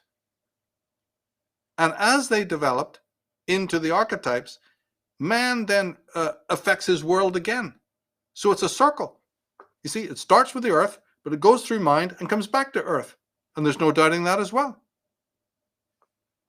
So this opens the door for a sort of more spiritualistic reading. And this would be in somebody like, say, the psychologist James Hillman, who was a Canadian Jungian, but he tried to link back Jung to philosophy, where none of the other Jungians have really done that. And to this day, Jungians mostly just charge off with the theories of Jung and Freud, and they go this purely psychologically, and they've made great developments and all. I'm not against that. But Hillman paused and said, there's so much philosophy in psychology. Why is that? I'm noticing this being thrown to the side. So he was the one who tried to then do lectures and write books that linked psychology back to its philosophical roots, both to Plato and, and a lot of other thinkers down through time that Hillman was fascinated with. And like Jung, they were both fascinated. I think, when they got together, they would have probably had great conversations about even Christian mystics. You talked earlier about Christian esotericism, St. John of the Cross, St. Teresa of Avila, and a horde of Bonaventure and Avicenna. There's a whole list of these, and Neoplatonists, whole handfuls of Neoplatonists. And right. James Hillman didn't want to leave these guys out, and neither did Jung. So when you talk about Jung being into alchemy and mandalas and all of that, he was also into this Christian esotericism. He was very much based in Neoplatonism and Platonism itself. And all of that. And so people this was a polymath, a very, very interesting man who tried not just to be into anthropology and those kinds of subjects, but he was trying to do justice to this Western mystical tradition in his own way. And his 7 Sermons of the Dead book and his Red Book and other works that he did, Aeon and Mysterium Conjunctionis, his last books, absolutely, bear witness to this love. Some Eastern stuff as well. The Tao Te Ching, and all of that. There was some other works that he did. But Jung is exceptional because I think he was doing in his own way justice to the Western philosophical tradition. And James Hillman followed off in his stead. After Jung died, Hillman is the one then, who took this over. And even added a lot of Heidegger, actually. I think he was watching what was happening in philosophical trends. And he even tries to bring in Martin Heidegger's work, the modernist, with Jungian work. So there's lots of fertile, and that affected what was known as the existential psychologists. They came all along and they took, they're a bit different than Jung, but they were deeply influenced by Heidegger, Merleau-Ponty, the Frenchman, and Otto Rank. They brought these 3 people together and formed out of it what's called existential psychology, which is my favorite. That's where I think, to answer your question full way round, I think that is the most fertile, but it's very little known, and there's hardly any practitioners, and none that I could mention of the modern age that's doing that, sadly. There may be guys out there doing it, but I've not heard of them. Right. Otto Rank brought the womb metaphor to the minds of humanity, right? Yeah, he did. That's another extraordinary. What is the city really but a massive concrete womb, right? Where everybody knows where everything is, and that comfort level that comes with it. It's fascinating. In terms of consciousness and where this is all going, we're following a very interesting sort of timeline here with Western mystical tradition, Germanic thinking, idealism, psychology, and of course where we're at today, which is just a more or less a hedonistic, rampant, materialistic externalism of people in control that more or less, as you say, leave consciousness and psychology at the door. And what's interesting about philosophy and wisdom, wisdom, Sophie, is that it's a mind quality, right? You can't know wisdom unless you have a mind to know it. Your finger can't know what wisdom is. So it is a wholly mind experience to have wisdom. And yet so many in this, materialistic paradigm completely have either obliterated or just made completely unimportant or unambiguous, or I should say ambiguous, references to the mind as being a secondary effect of matter. In your opinion, and I want to get this just from you. This is one question I definitely wanted to ask you. Not anybody you've researched, but what is Michael Tsarion's definition of consciousness? Oh, yeah. You will see, I'm still looking into it. It's like you can't, I've held back that. And what I'm trying to do in my work is deconstruct the ideas about consciousness that we already have. And I am a believer that once you do this apophatic work, from the ruins of the old will come a new vision of what it is. But that cannot be spoken at this time. See, think of it this way. We've had a war on consciousness, right? As I put it in my work. And the modern age opened with Darwin, Marx, Nietzsche, and Freud. These are the four antagonists, you could say, who created in their own way, they created the pillars of modern thought. All of them did. And others as well, right? That then, echoed them or followed on from them in their traditions. But those are the big names. Darwin, Marx, Nietzsche, and Freud. Big guns. So what the hell, in order to really understand what a thing is that you're talking about, one now needs to either accept their model, which the West has accepted. We've already established that. Almost every scientist listening to us, all the people out there have accepted on one level or another all of these men's thinking. The West has. This is just the way it is. Right. So in order then to deconstruct each of those is a mammoth task that I set my life to do back in the 1980s, early 80s. I mean, literally, like I want to do this. It's just family, there's reasons why I got motivated to do this, right? Hatred would probably be one of the best words I could find for the paradigm that I wanted to deconstruct. So that's what you've got to do. How do you unseat Darwin? How do I even begin? Well, you can. You can. That's the whole point. That's why my first book is what it is, and dipping into Emmanuel Velikovsky and Commons Beaumont and catastrophism and Richard Milton, Shattering the Myths of Darwin, right? You suddenly work it out. Hold on. You can. There are traditions, Ignatius Donnelly's, and all the people I get into that can deconstruct this preposterous Darwinian account of the world and the histories of it. Ellen and Dallaire, Binder and Flint, all the people I refer to in the Atlantis book. What are they all doing? They're unseating, right? They're putting a crowbar under Darwin and saying no. And what is Michael Cremo doing? Even more, bringing up to date. And Rupert Sheldrake and all of these other people that we've interviewed. Right. So you find out, hold on, you're right. You can unseat this Darwin, or at least leave room for something else to come along. Right. Let's move to the next guy. Marx.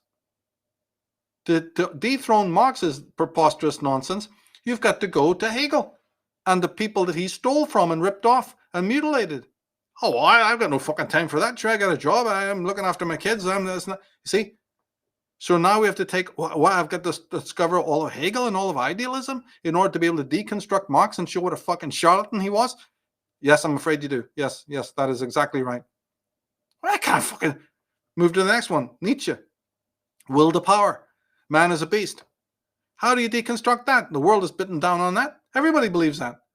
And the ones who don't believe it are the religious types, but they're anemic when it comes to really, giving you sound grounds for why that's not the case. They just are moving into the realm of belief, but they're not giving you really substantial criticisms. So how would I even go about just deconstructing the Nietzschean concepts of nihilism and will to power? But it can be done.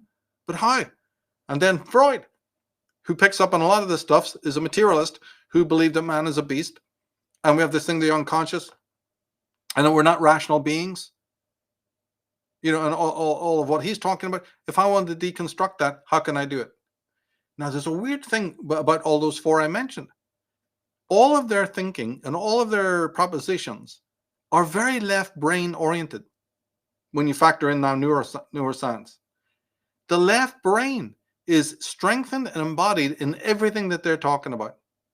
Right? In Darwin, it's the linear, evolutionary, survival gene stuff, of origin of the species and natural selection. That's very left brain. I can get a handle on that. Cut out all the side stories and just keep it nice and linear and level, and the trajectory, being vertical. And it's just man trying to survive. All beasts are just moving from these blind. It's nature, basically. There's nothing before nature, no spirit, nothing. It's just purely natural. Then you take the Marxian, class struggle. Me against you, you against me. The master versus slave. We'll take that part of Hegel and butchered it into the class struggle. Hegel wouldn't know what you're talking about. Right? But that's how and then look how much Marxism is transformed our planet. Whole countries for decades bought down on it and various versions of it. All lies, all preposterous. That's why the Soviet experiment failed and all the rest of it. We know this. Then you go to Nietzsche, same thing. The very left brain. Man is just will. Right? Oh, well, then I can cut out all these things about morals now. Fuck, that's a healthy. Oh, I love that. We don't have to be thinking in subtle terms about anything. Don't have to deal with any supernatural realms. Darwin has given us that. Marx gave us that, and this Nietzsche is giving it too. Don't have to be burdened with any of that or any responsibility towards humanity. Yeah, I'm left brain. I can handle that. That's great. That's mechanical. And then Freud telling you that left brain, anything you don't like, you edit and throw into the darkness of the unconscious. You do have an unconscious, but no need to worry. It's not mysterious. It's just a place that you dump all the content you don't like so that your functioning can remain really efficient. Isn't that amazing? Here we are. That's your GPS. That's where we are today. Left brain. And everything I'm talking about has been corroborated by the latest neuroscientists, people like Ian McGilchrist. So this right brain has been put on hold for centuries as these four greats, their teachings, you see, which are all left brain oriented, strangely, and other disciples of these people, they are able to, they got the traction, they got bankrolled. And the colleges picked up on them to teach them only, and it basically to mock anybody else. But we still haven't answered the question. How we said about deconstructing them, right? What do you put in its place? If you can, show that their model is false, well, that's what I say. You got to bring back your Velikovskys and Commons Beaumonts. Then you got to bring back your Hegels. Then you got to bring back, the counterpoints to all of these people. Jung would be a good one to bring back in place of Freud. And there's other ones I can mention too, like Otto Rank. And so that's what my work has done. Not just from Enslaved from 2016, but all the way from the beginning to try and bring back thinkers like Henri Bergson and, the list goes on. Wilhelm Reich would be a towering figure here, right? Mm-hmm. So that we have something that when we knock these guys off their podium, we've got something more robust to put in its place. Doesn't mean that all of those guys I put out there are perfect in themselves or that they don't have inconsistencies. But to me, they ring far truer and are more right-brained, more holistic. They're not ruling out the left brain, but they're not letting the left brain take command. as it is done. And this is the real hermeticism that's required, where there's more of a whole brain sort of attitude towards life. And we're bringing back scholars who, like you said about the arts, they show you the beauty of poetry and art and craftsmanship again, and nature. Schelling, of course, would be into nature. Heidegger's into nature. Friedrich Hölderlin, all the list of the people that I try to bring back their names. And in America, you've got the transcendentalists, Walt Whitman, Emerson and Thoreau, and others I could mention. There's a tradition, William James. There's a tradition in America for all of this as well. It's not just it was sidetracked when the German wars took place and German thought was canceled. Sadly, these great men were canceled. But there's a tradition. People can look it up, transcendentalism in America, or just go to Ralph Waldo Emerson, links, and it'll tell you all about them and what their movement was all about. And this included people like Audubon, the Audubon Society. Mm-hmm. It was very much into nature and birds. There's a lot more to say about the American tradition in regards to this Germanic thought, but sadly it was annihilated by this horrendous steamroller of positivism and what they call analytical philosophy. My ass, analytical. It was editing, a horrendous. It was like a looting. There's a lot of looting and a lot of burning and ransacking and scorched earth in the realm of philosophy and teachings. And then, as I said in the last podcast, the one you're talking about now, Anatomy of Human Destructiveness 2, and Contrarium, yeah, there's a case to bring back even Plato. The Platonism is an antidote to this tradition. I very much believe that. So we tried to look at that in the last podcast, and we're going to do 2 more related to that: Descartes' error and Contrarium 2. There's some more in the series. This series actually began last year, 2023, with explaining modern art, but we picked up again that little series and trying to continue it for the very reasons you're talking about. Something has to be done to fight back against this pestilence of ideas, this atrophication. Because look where we are right now. We're stark naked. Kids are in an abominable state, in terms of their intellectual acumen and understanding. Yep. On the verge of World War III, the West is literally hanging by a crosshair in the threads of, targeted by this, New World Order, whose wish it is to use the communist model as the world government model, because it's worked so well in other countries. And you mentioned the 4 pillars of modernia: Darwin, Marx, Nietzsche, Freud, and I agree with you thoroughly that the counter to that are likely and are their own contemporaries, predecessors, and colleagues, who you hear nothing about. The Schellings or the Jungs or others who are the countermeasures, you could say, that would equalize this and sort of level the playing field between right and left. Yeah. And so often, speaking of politics now, here's an interesting thing, is that we have the term right. And if you associate the right with right brain, you would actually be able to line up 1,000 points between sort of a conservatism and a right brain. It's definitely not as logical or dogmatic about certain things, though it does have those things. I agree with that. I must say too, real quick, before I jump in ahead too far, I just want to stress the importance of an unslaved.com podcast membership. If you guys don't have one, you're really doing yourself a disservice. You could really benefit greatly from that. So I just want to throw this up there and just tell people, while I'm thinking about it, go here and subscribe to probably one of the greatest podcasts on the internet in the last 10, 20 years. So don't miss out on that. The Anatomy of Human Destructiveness was just so brilliant. The part 1 was great. I didn't think you'd do part 2 necessarily, but I'm very glad you did. And I had no idea it would be as good as part 1. But those were absolutely fantastic, man. I'll tell you what, there's not a time that goes by where, I don't appreciate the work that you do. So thanks for that. And with the Anatomy of Human Destructiveness, the way that you covered Freud in the part one was just so informative, because everything people hear about Freud generally is piss poor.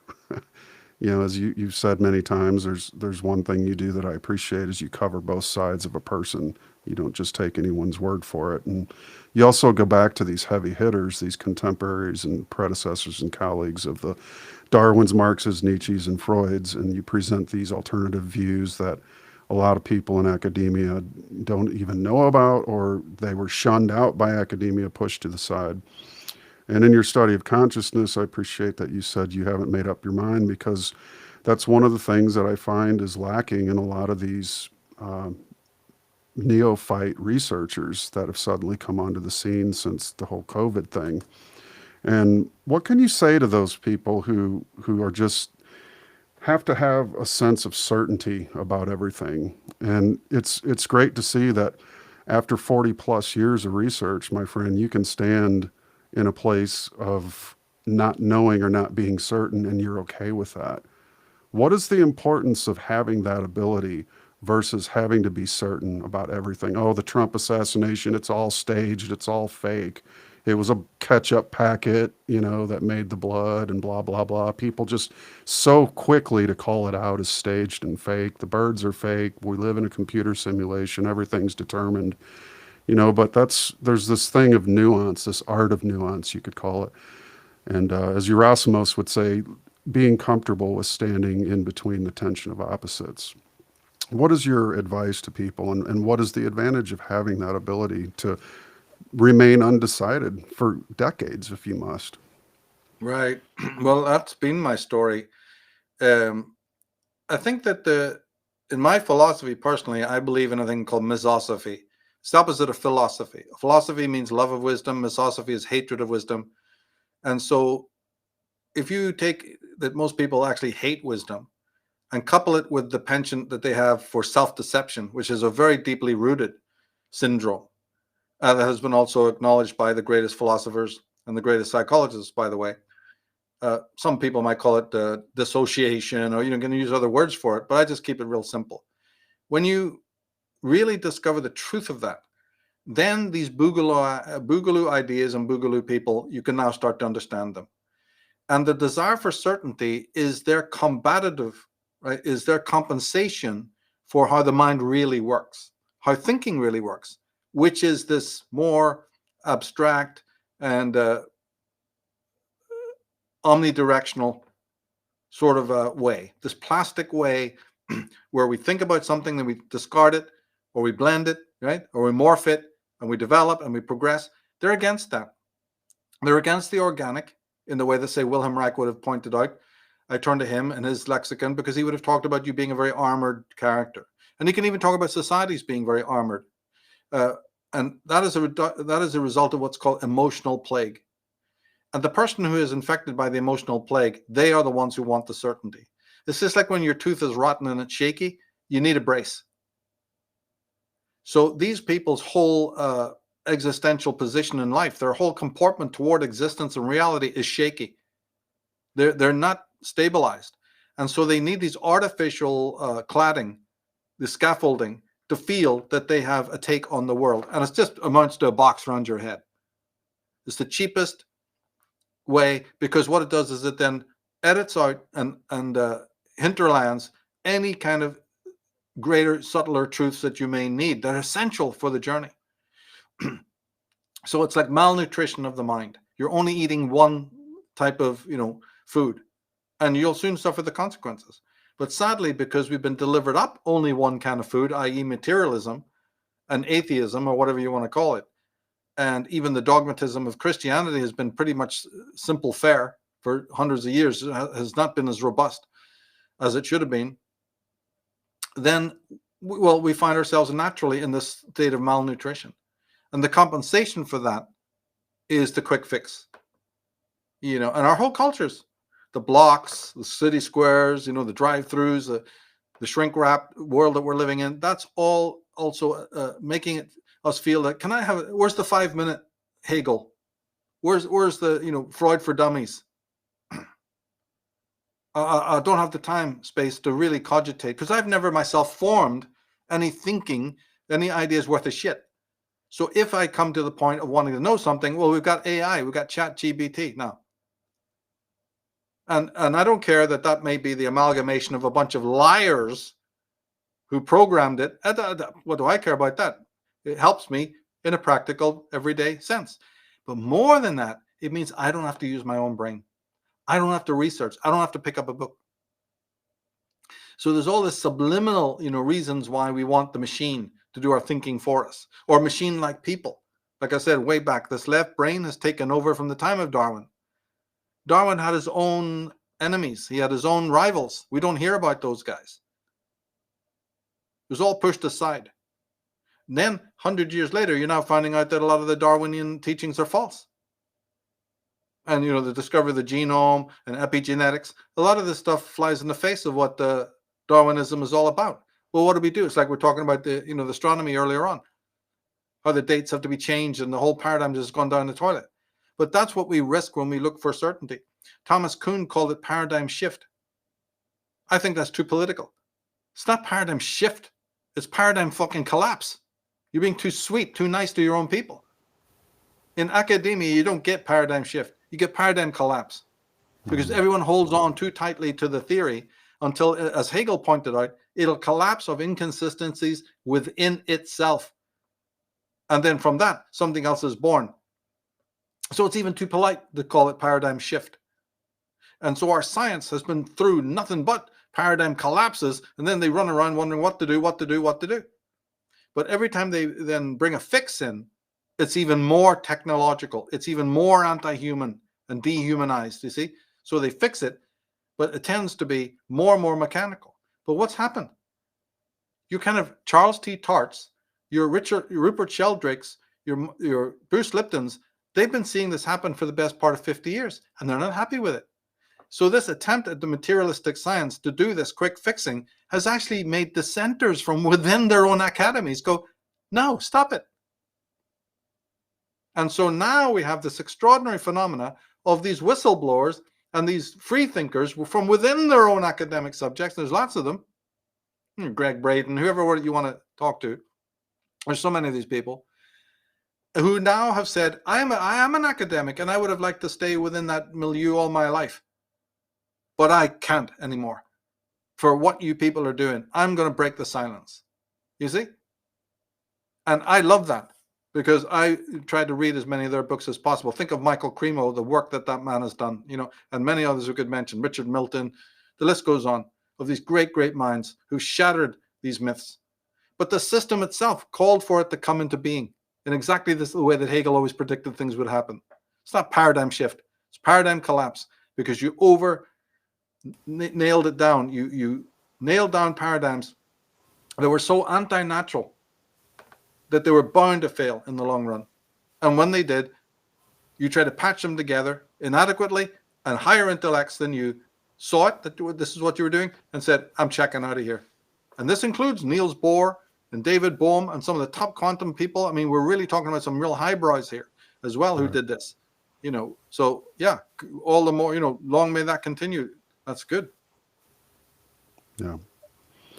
There are some interesting things around happening out in science. Again, as you said, the Webb telescope just caused them to have to double now the age of the Big Bang.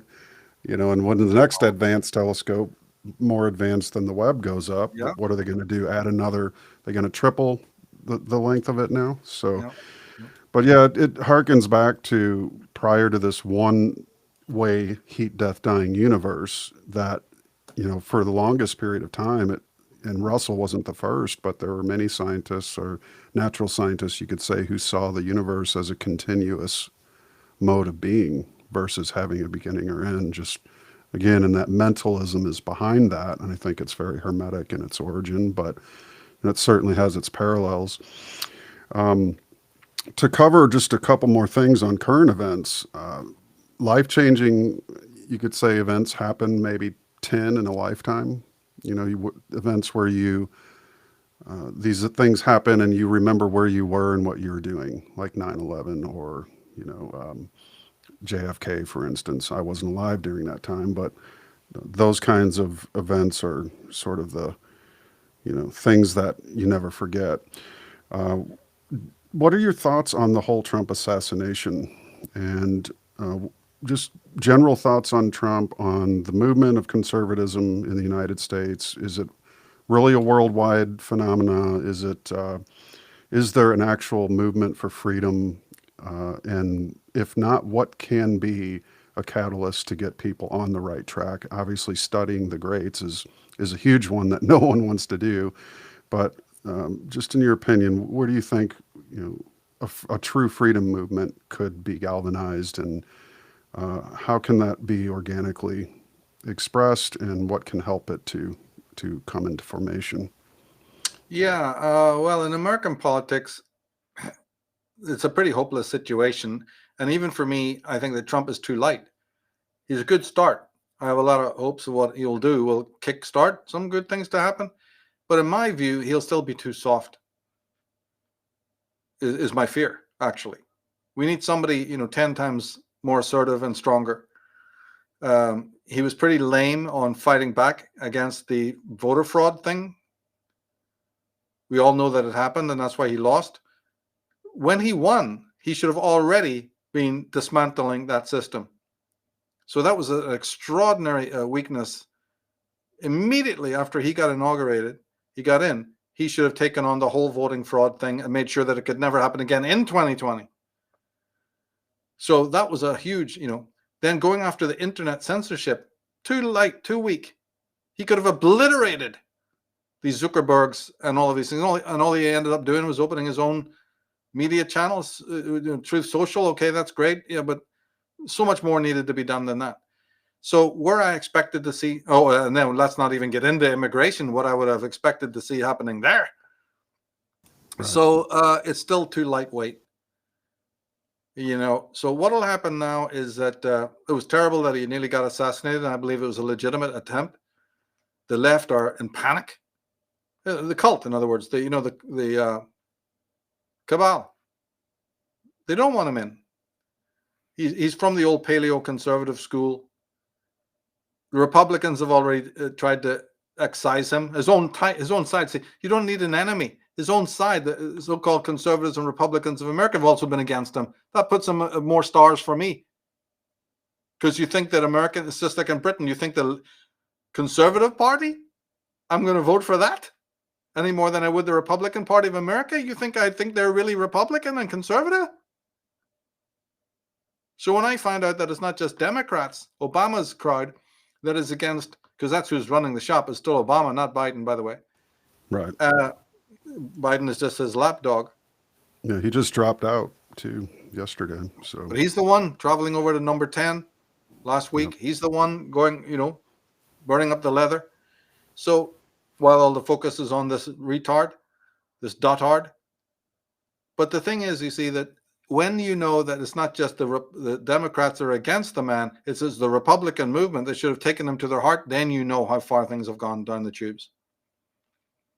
But now, I think that his first crew, on the first time round, a lot of the people that he hired were traitors. This includes Mike Pence and others as well.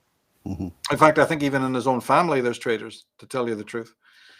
So that was a weakness in him as well that I noticed. Why didn't he have a more robust staff? Okay, well, that's past history. This time he's coming in. He's picked a new vice guy. We'll see how that works out.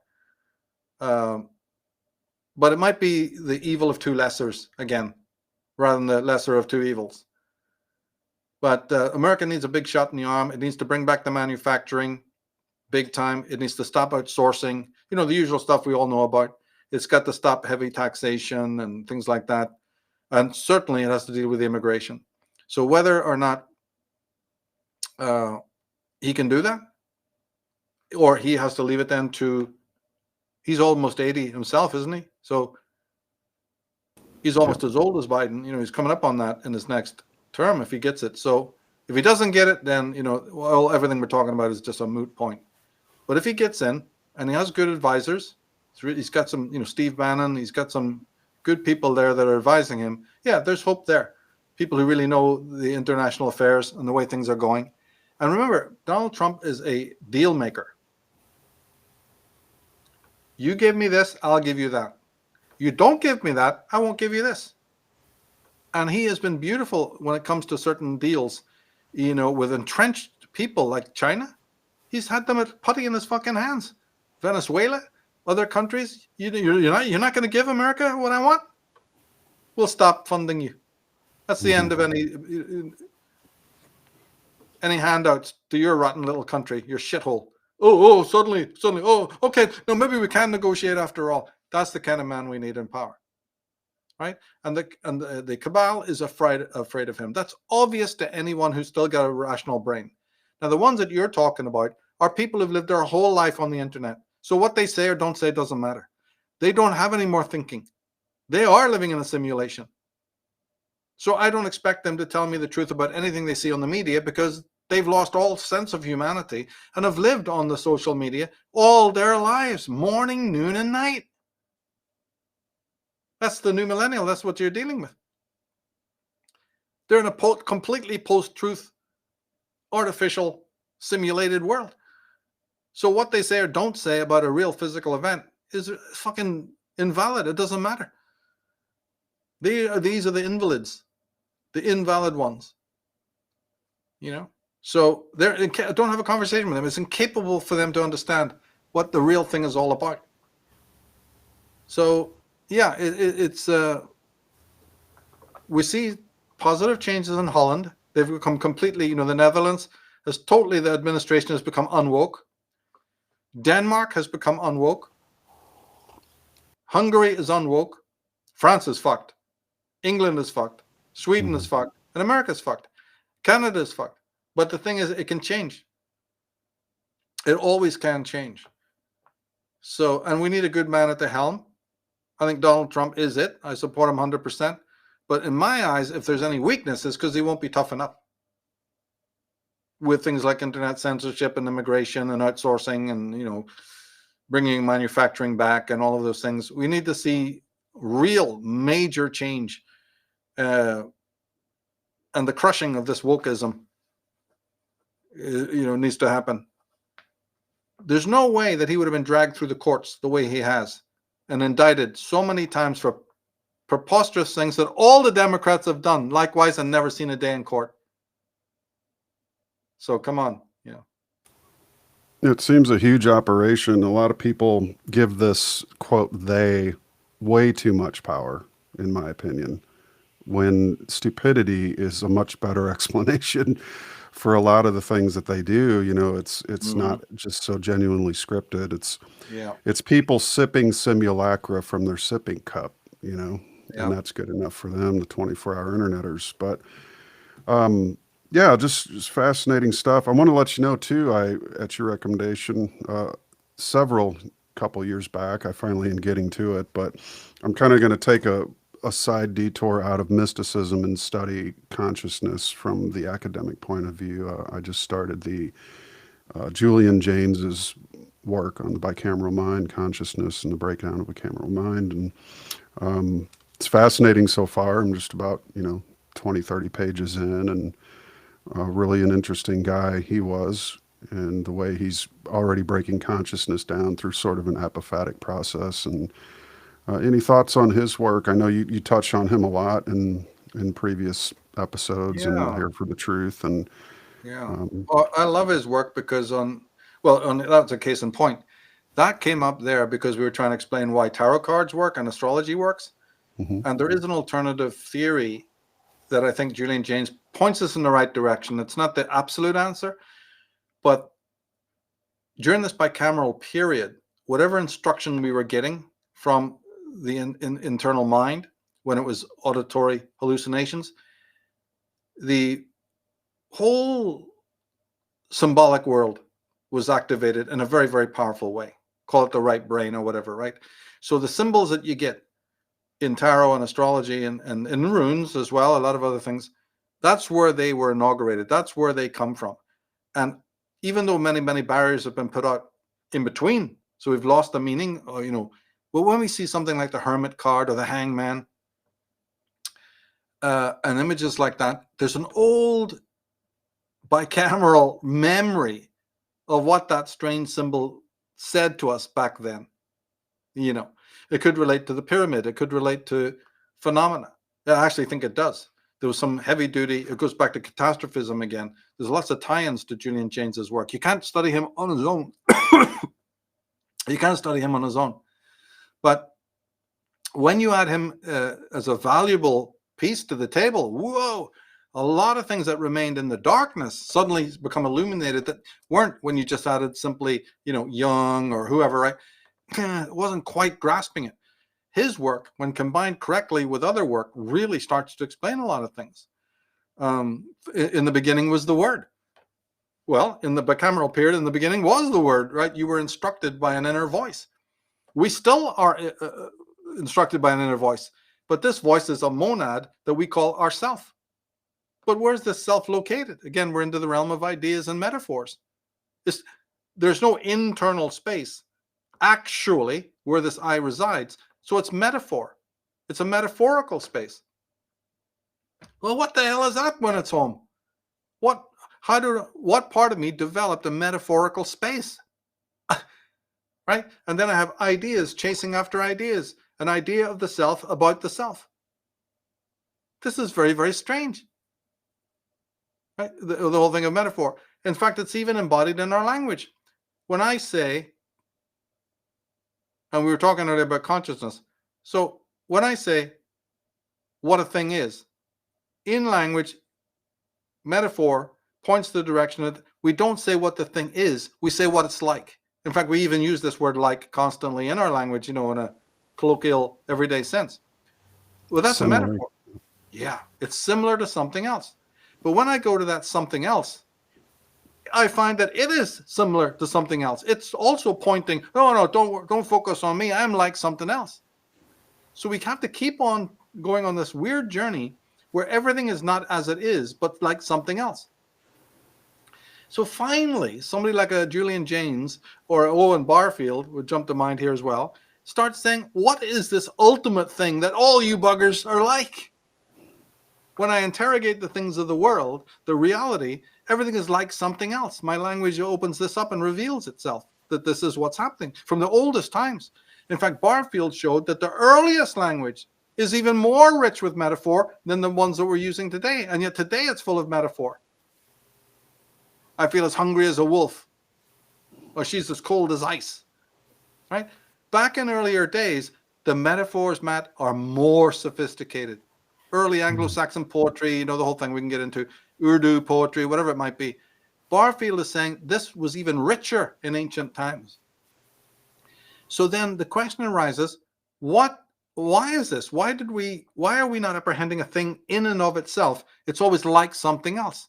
So then they offer, the beauty about Jaynes and Barfield and these people is that they offer an explanation for that. And the ultimate road that they travel is that, look, there must be a certain one thing that all the other things are like. They point to each other metaphorically, but we couldn't even have that reality. We couldn't have that as a phenomena of language and of consciousness unless there's one thing that is the ultimate antitype and archetype that everything is comparing itself to. Everything else is like another thing. But if we take that through to its conclusion, then there must be one archetypal truth, phenomena, whatever, that all things are really comparing themselves to. See? And Schelling would say, well, that's right, that's spirit. All things are coded.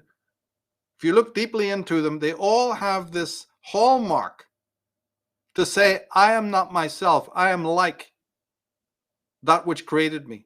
I am a shard. I am a fragment of the whole. Every single piece carries that fractally within it. So when I go to interrogate each individual particular, those very things point me in the direction of the whole. So the materialist is a fucking liar, is what this means. The materialist knows this, but refuses to follow the path. So then Barfield and Jaynes say, we're not going to accept you. Oh, Jaynes is a bit different. He sort of remained within the academic materialistic paradigm, but his works are saying something else. And even then he was hinterlanded. Barfield was much more brave and said, no, I'm going to follow this. I'm not going. This leads away from a materialistic point of view. If every particular piece of matter that I can encounter, including our own language by which we think, we form our own thoughts through language, and that's how I communicate with an external world, is all based in this underlying metaphor. And even the I that is doing all of this is itself occupying a metaphorical space within. Then we need to follow that up and ask, is it all just insubstantial phantoms then? That's what the metaphor is. Where do these metaphors come from? Now, the materialists do have their own rebuttal to this, by the way. I will add that. But you have to critique it and find out how weak it is. And it also has to do with this division between the brains as well, things we don't have time to explore, right? The right brain, left brain thing really comes into its own right here. Because the right brain is the part that understands what the metaphors are all about and has this inclusive whole. It's not perplexed by the thing that one thing is saying, I'm like another. The left brain just can't get it and wants to. That's why the left brain is what it is. It tried to cement and hold things down manually. Don't tell me you're like something else. Reveal your secrets now, or I'll thrash the fucking life out of you. Come on, matter. Come on, things. And when it wouldn't, it just said, okay, everything's just matter. And it stuck to that like a mad golem, just held on to this one thing when it damn well knows it right in its hands, that's slipping away. But it won't address this. So it parks Barfield and it parks James and anybody else who tries to deal with this, and brings in some people from Berkeley, all these guys to try and refute this stuff. And they got some brilliant. I love what they're doing, and I see what they're doing, but I also see the limitations of it. So this stuff that we're talking about leads the way back to a state of wholeness and back to spirit in a very Schellingian way. By the way, Owen Barfield was completely committed to German thought. His master was called Samuel Taylor Coleridge, the great English poet, who was called the British Schelling. Right. So there you are. There's your connection. There's your link, your connective tissue. Barfield was a German idealist, as his mentor, Samuel Taylor Coleridge, was. And Schelling even knew about him. The real Schelling even knew and gave a nod to Coleridge when his colleagues told him there's a guy over in England doing what you're doing. He goes in, good for him. Go ahead. Steal as much as you want. Take as much of my work as you want, as long as it's getting out there. Right. He was an Aquarius, so he didn't care. So these men are picking up on this extraordinary quirk of human language, knowing that it reveals something about consciousness. Consciousness refused to be pinned down. The very techniques by which we were meant to understand consciousness are very, very weird. They're whimsical. They don't directly speak of consciousness. They speak of what it's like.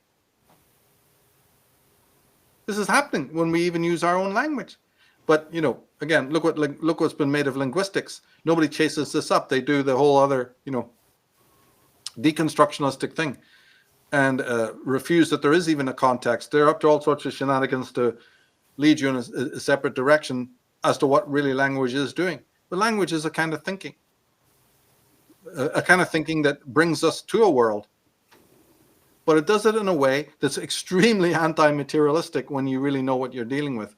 And so I've written on that. There's an article called Age of Idolatry, where I a little bit go into Barfield's work, and there's more to be done on that. But remember, the very I that you say that you are occupies a space that doesn't exist. You can dissect any part of your physiognomy and you will not find an I in there.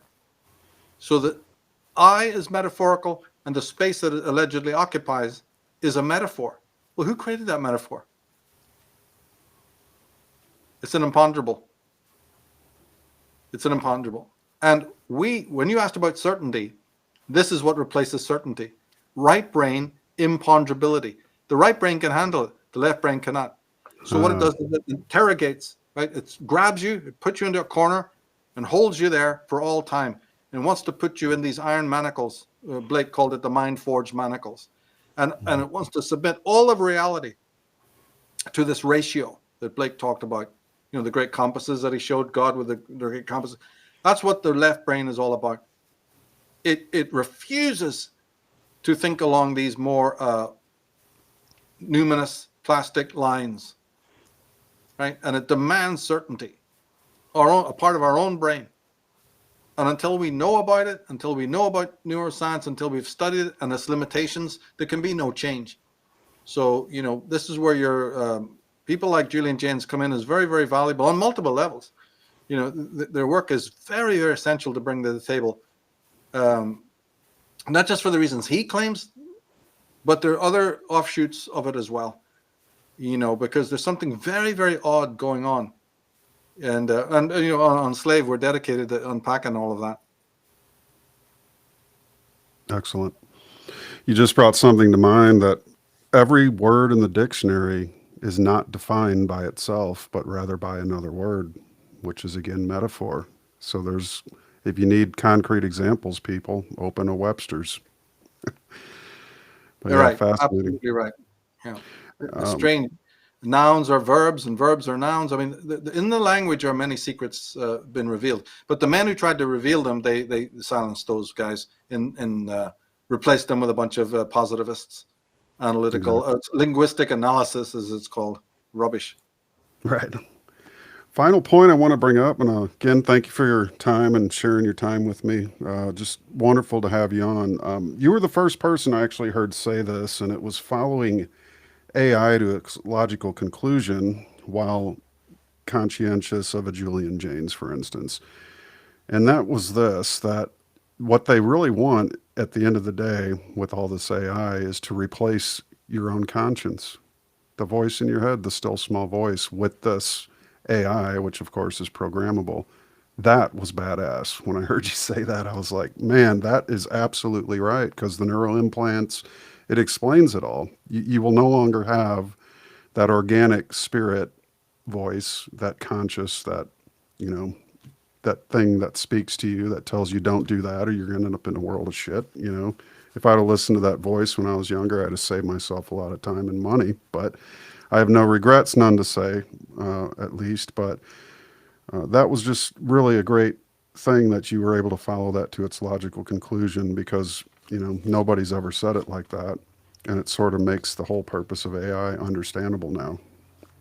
Any more thoughts you want to add to that? Well, see, this is part of the misosophy that I was talking about, the hatred of wisdom. Jaynes is important here as well. When Jaynes described that for thousands of years we had instruction from within, we want that again. And the whole of history from Homer's time onwards can be understood as the search for that same instruction. It accounts for the age of the priest, the kings, the queens, the oracles, and even divination. I'm the first to say it. As much as I love divination, I think I found the etiology of why it works and where it comes from. But what this all amounts to is that man is screaming to give up autonomy, this metaphorical I. It tried temporarily.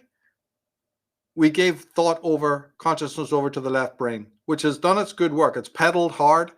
It's really put in the horsepower to keep us sort of navigating well enough on the tides of reality. The left brain, it believes that it is the ego believes that it's championed that. But it also knows in its core that it's not up to the job totally, and it's fragile and vulnerable. That's why a lot of people go mad and have pathology, is because finally it gives up.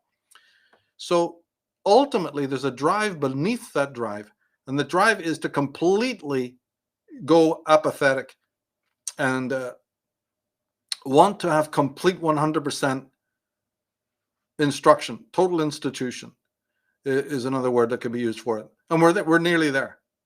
So the AI, or even backtrack, even the computer, even just the simple fact of the earliest computers, and certainly the advent of the personal computer and the internet. I see it all through what Julian Jaynes didn't speak of any of this. I'm saying I'm using I have his thinking on my mind when I'm looking at the world. So Sure. I'm looking at that. And then when I hear about AI and these things, well, we had that in Star Trek. Star Trek already predicted AI. And so did Doctor Who and these things. You just talk to the computer and it speaks right back to you and everything like that. So this is a deep existential desire. And we're not going to be able to stop it. Most people would give their eye teeth for that. They've created all sorts of supernatural worlds and gods and goddesses and demons, trying to look again for that voice of instruction. They'll worship statues. They'll worship a Jim Jones, a Marshall Applewhite. Mm-hmm. Oh, dear, right? The Moonies, the Dalai Lama, right? All these foul creatures. We will give away, So AI is just, and VR, the whole thing about, moving into a digital space is based in this simulacra, as Baudrillard called it, right? It's all this idea to make our world so artificial. And then 15-minute cities, right? I can see the movement. And so we're not there yet. AI is still early stages, but it's pointing in this direction where we can have an implant in our heads, just like they show you in that movie, The Terminator. And why would the Terminator even have a little screen coming up with information on it? Is utterly paradoxical. It doesn't make any sense unless you know why that would be happening. There's a very interesting reason why the robot has to see a screen in front of itself. No, it doesn't work. The whole thing is, it's for the audience, but if you think it out, the robot wouldn't need a screen to tell itself what that guy is doing. He's holding a knife. He is a danger. Right. He's an enemy. Bleep, bleep, bleep. All wrong, right? But again, it's so subtly done. But the thing is, we want to be free of instruction. Our superegos have listened to our parents. It's listened to the teachers. It's listened to the peers. It's listened to the president, right? All of this is clearly seen in humanity when you look at it.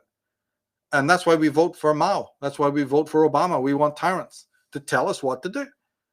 And as long as that lack of autonomy, undergirds consciousness, we're in serious, serious shit.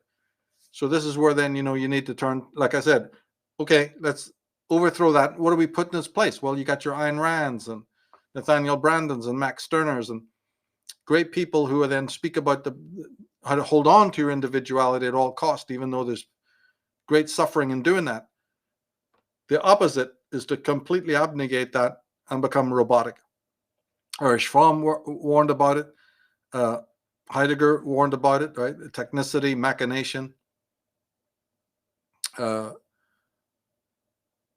It's all left brain consciousness. Ian McGilchrist is warning against it right now, and he's a top neuroscientist. He's doing great, great work. So yeah, this is our trajectory. This is where we're heading. The kind of I that we've experienced, we're not particularly lovers of it. Way back last year when we started this series on German thought, I pointed out that after Kant, the I became the central focus of philosophy, which led to psychology, as you reminded me. True. But what Ayn Rand's answer to that would be, did you put love of the I as the central phenomena, or just the I as an object of study? And the answer is simple. You put the I there, but you didn't put love of the I there. No psychoepistemology. So again, she would then criticize the whole trajectory of philosophy because you said this is the missing point. No self-esteem, no statement of higher value, no psychoepistemology. And so man is still bound to be handicapped by that lack. So she, as a philosopher, an American philosopher, came in to add back this component that actually really had been missed out by your Fichtes and Schellings and Hegels. This is where they went wrong. It was just an object. Just the I is just this sort of a object of study in a much more formal way. But the love of the I, the realization what that I is and its power, wasn't there. And this is what Rand has beautifully and so insightfully seen as the problem in modern philosophy. That's why she's absolutely essential, because she added this component back. And we've done a whole series on Ayn Rand, on Unslaved, as well, to unpack some of her thoughts, because she is absolutely essential in this. It's not Germanic thought. It's, she was a Russian, but my goodness, she was able to spot this fundamental error in the teachings of Immanuel Kant and the idealists and rectify it. So in this study of a philosophy, you need to go to lots of different voices. You can't just hunker down on one school and say, oh, okay, that's what I am. No, that's not thinking in the right way. You've got to make a blend out of it. And often go into areas that you wouldn't first think of going or want to go, but that's what it takes. So that's what consciousness is to me, is this searching, this endless curiosity to discover the mystery of its own self, but to do it in this very eclectic, omnidirectional way and unique to your own self.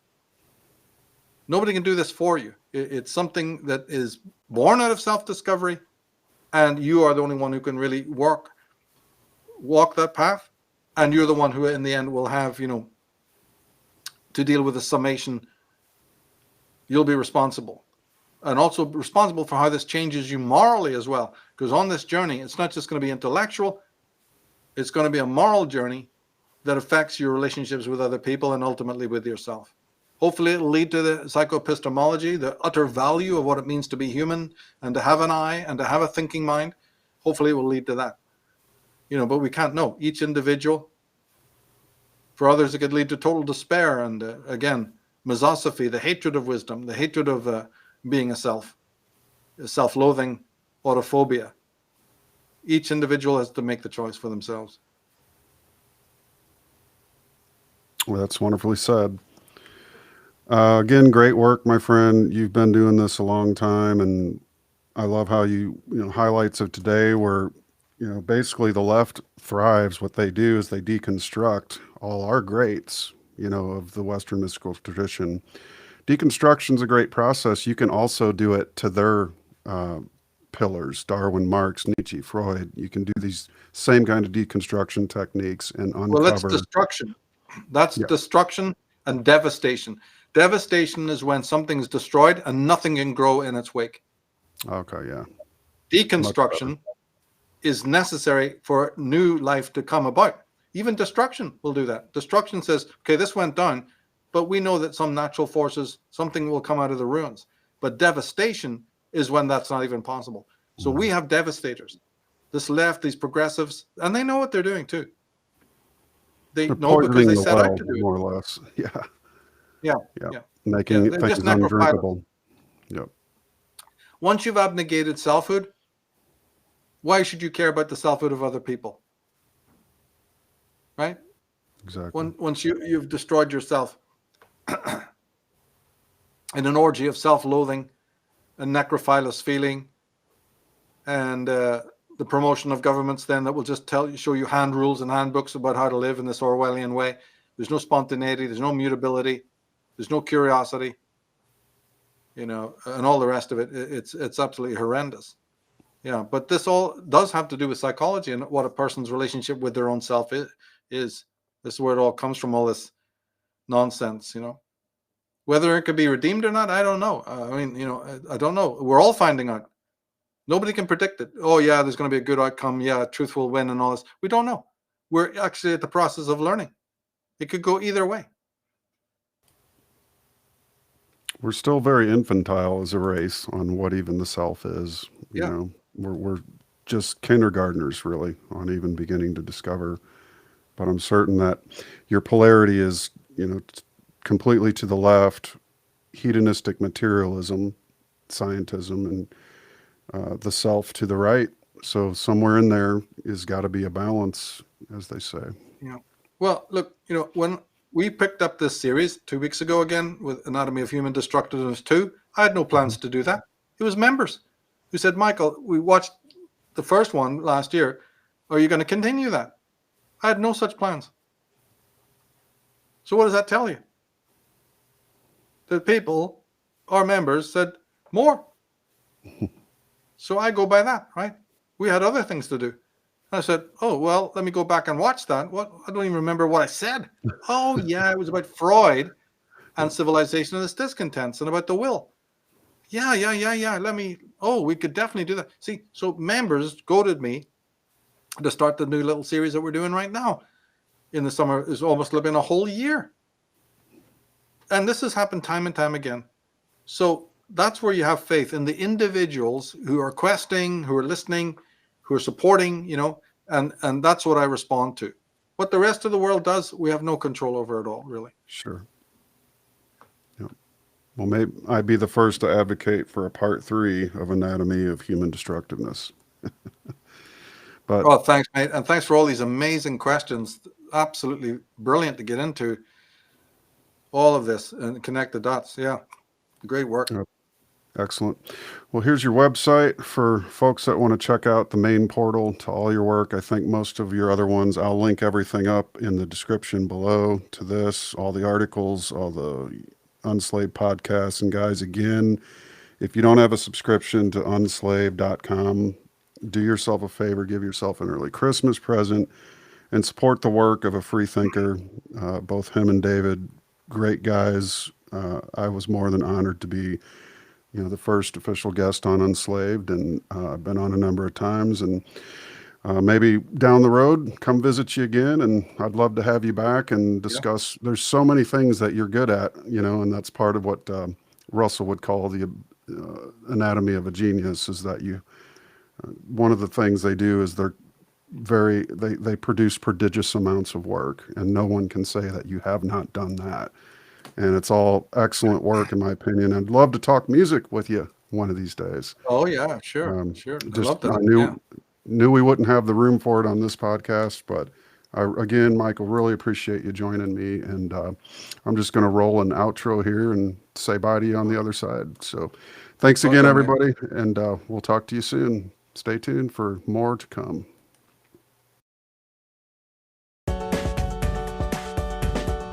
Ladies and gentlemen, thank you very much for viewing and for sharing the link to this tech podcast. To find out more about the work that I do, you can visit mattpresty.com. Scroll down to the bottom to view all of my social media links and channels. If you feel so inclined, you may leave a donation through the Cash App by scanning the QR code or using the hashtag $MPRESTI. To contact me, simply reach out through the contact form at mattpresty.com. Thank you so much.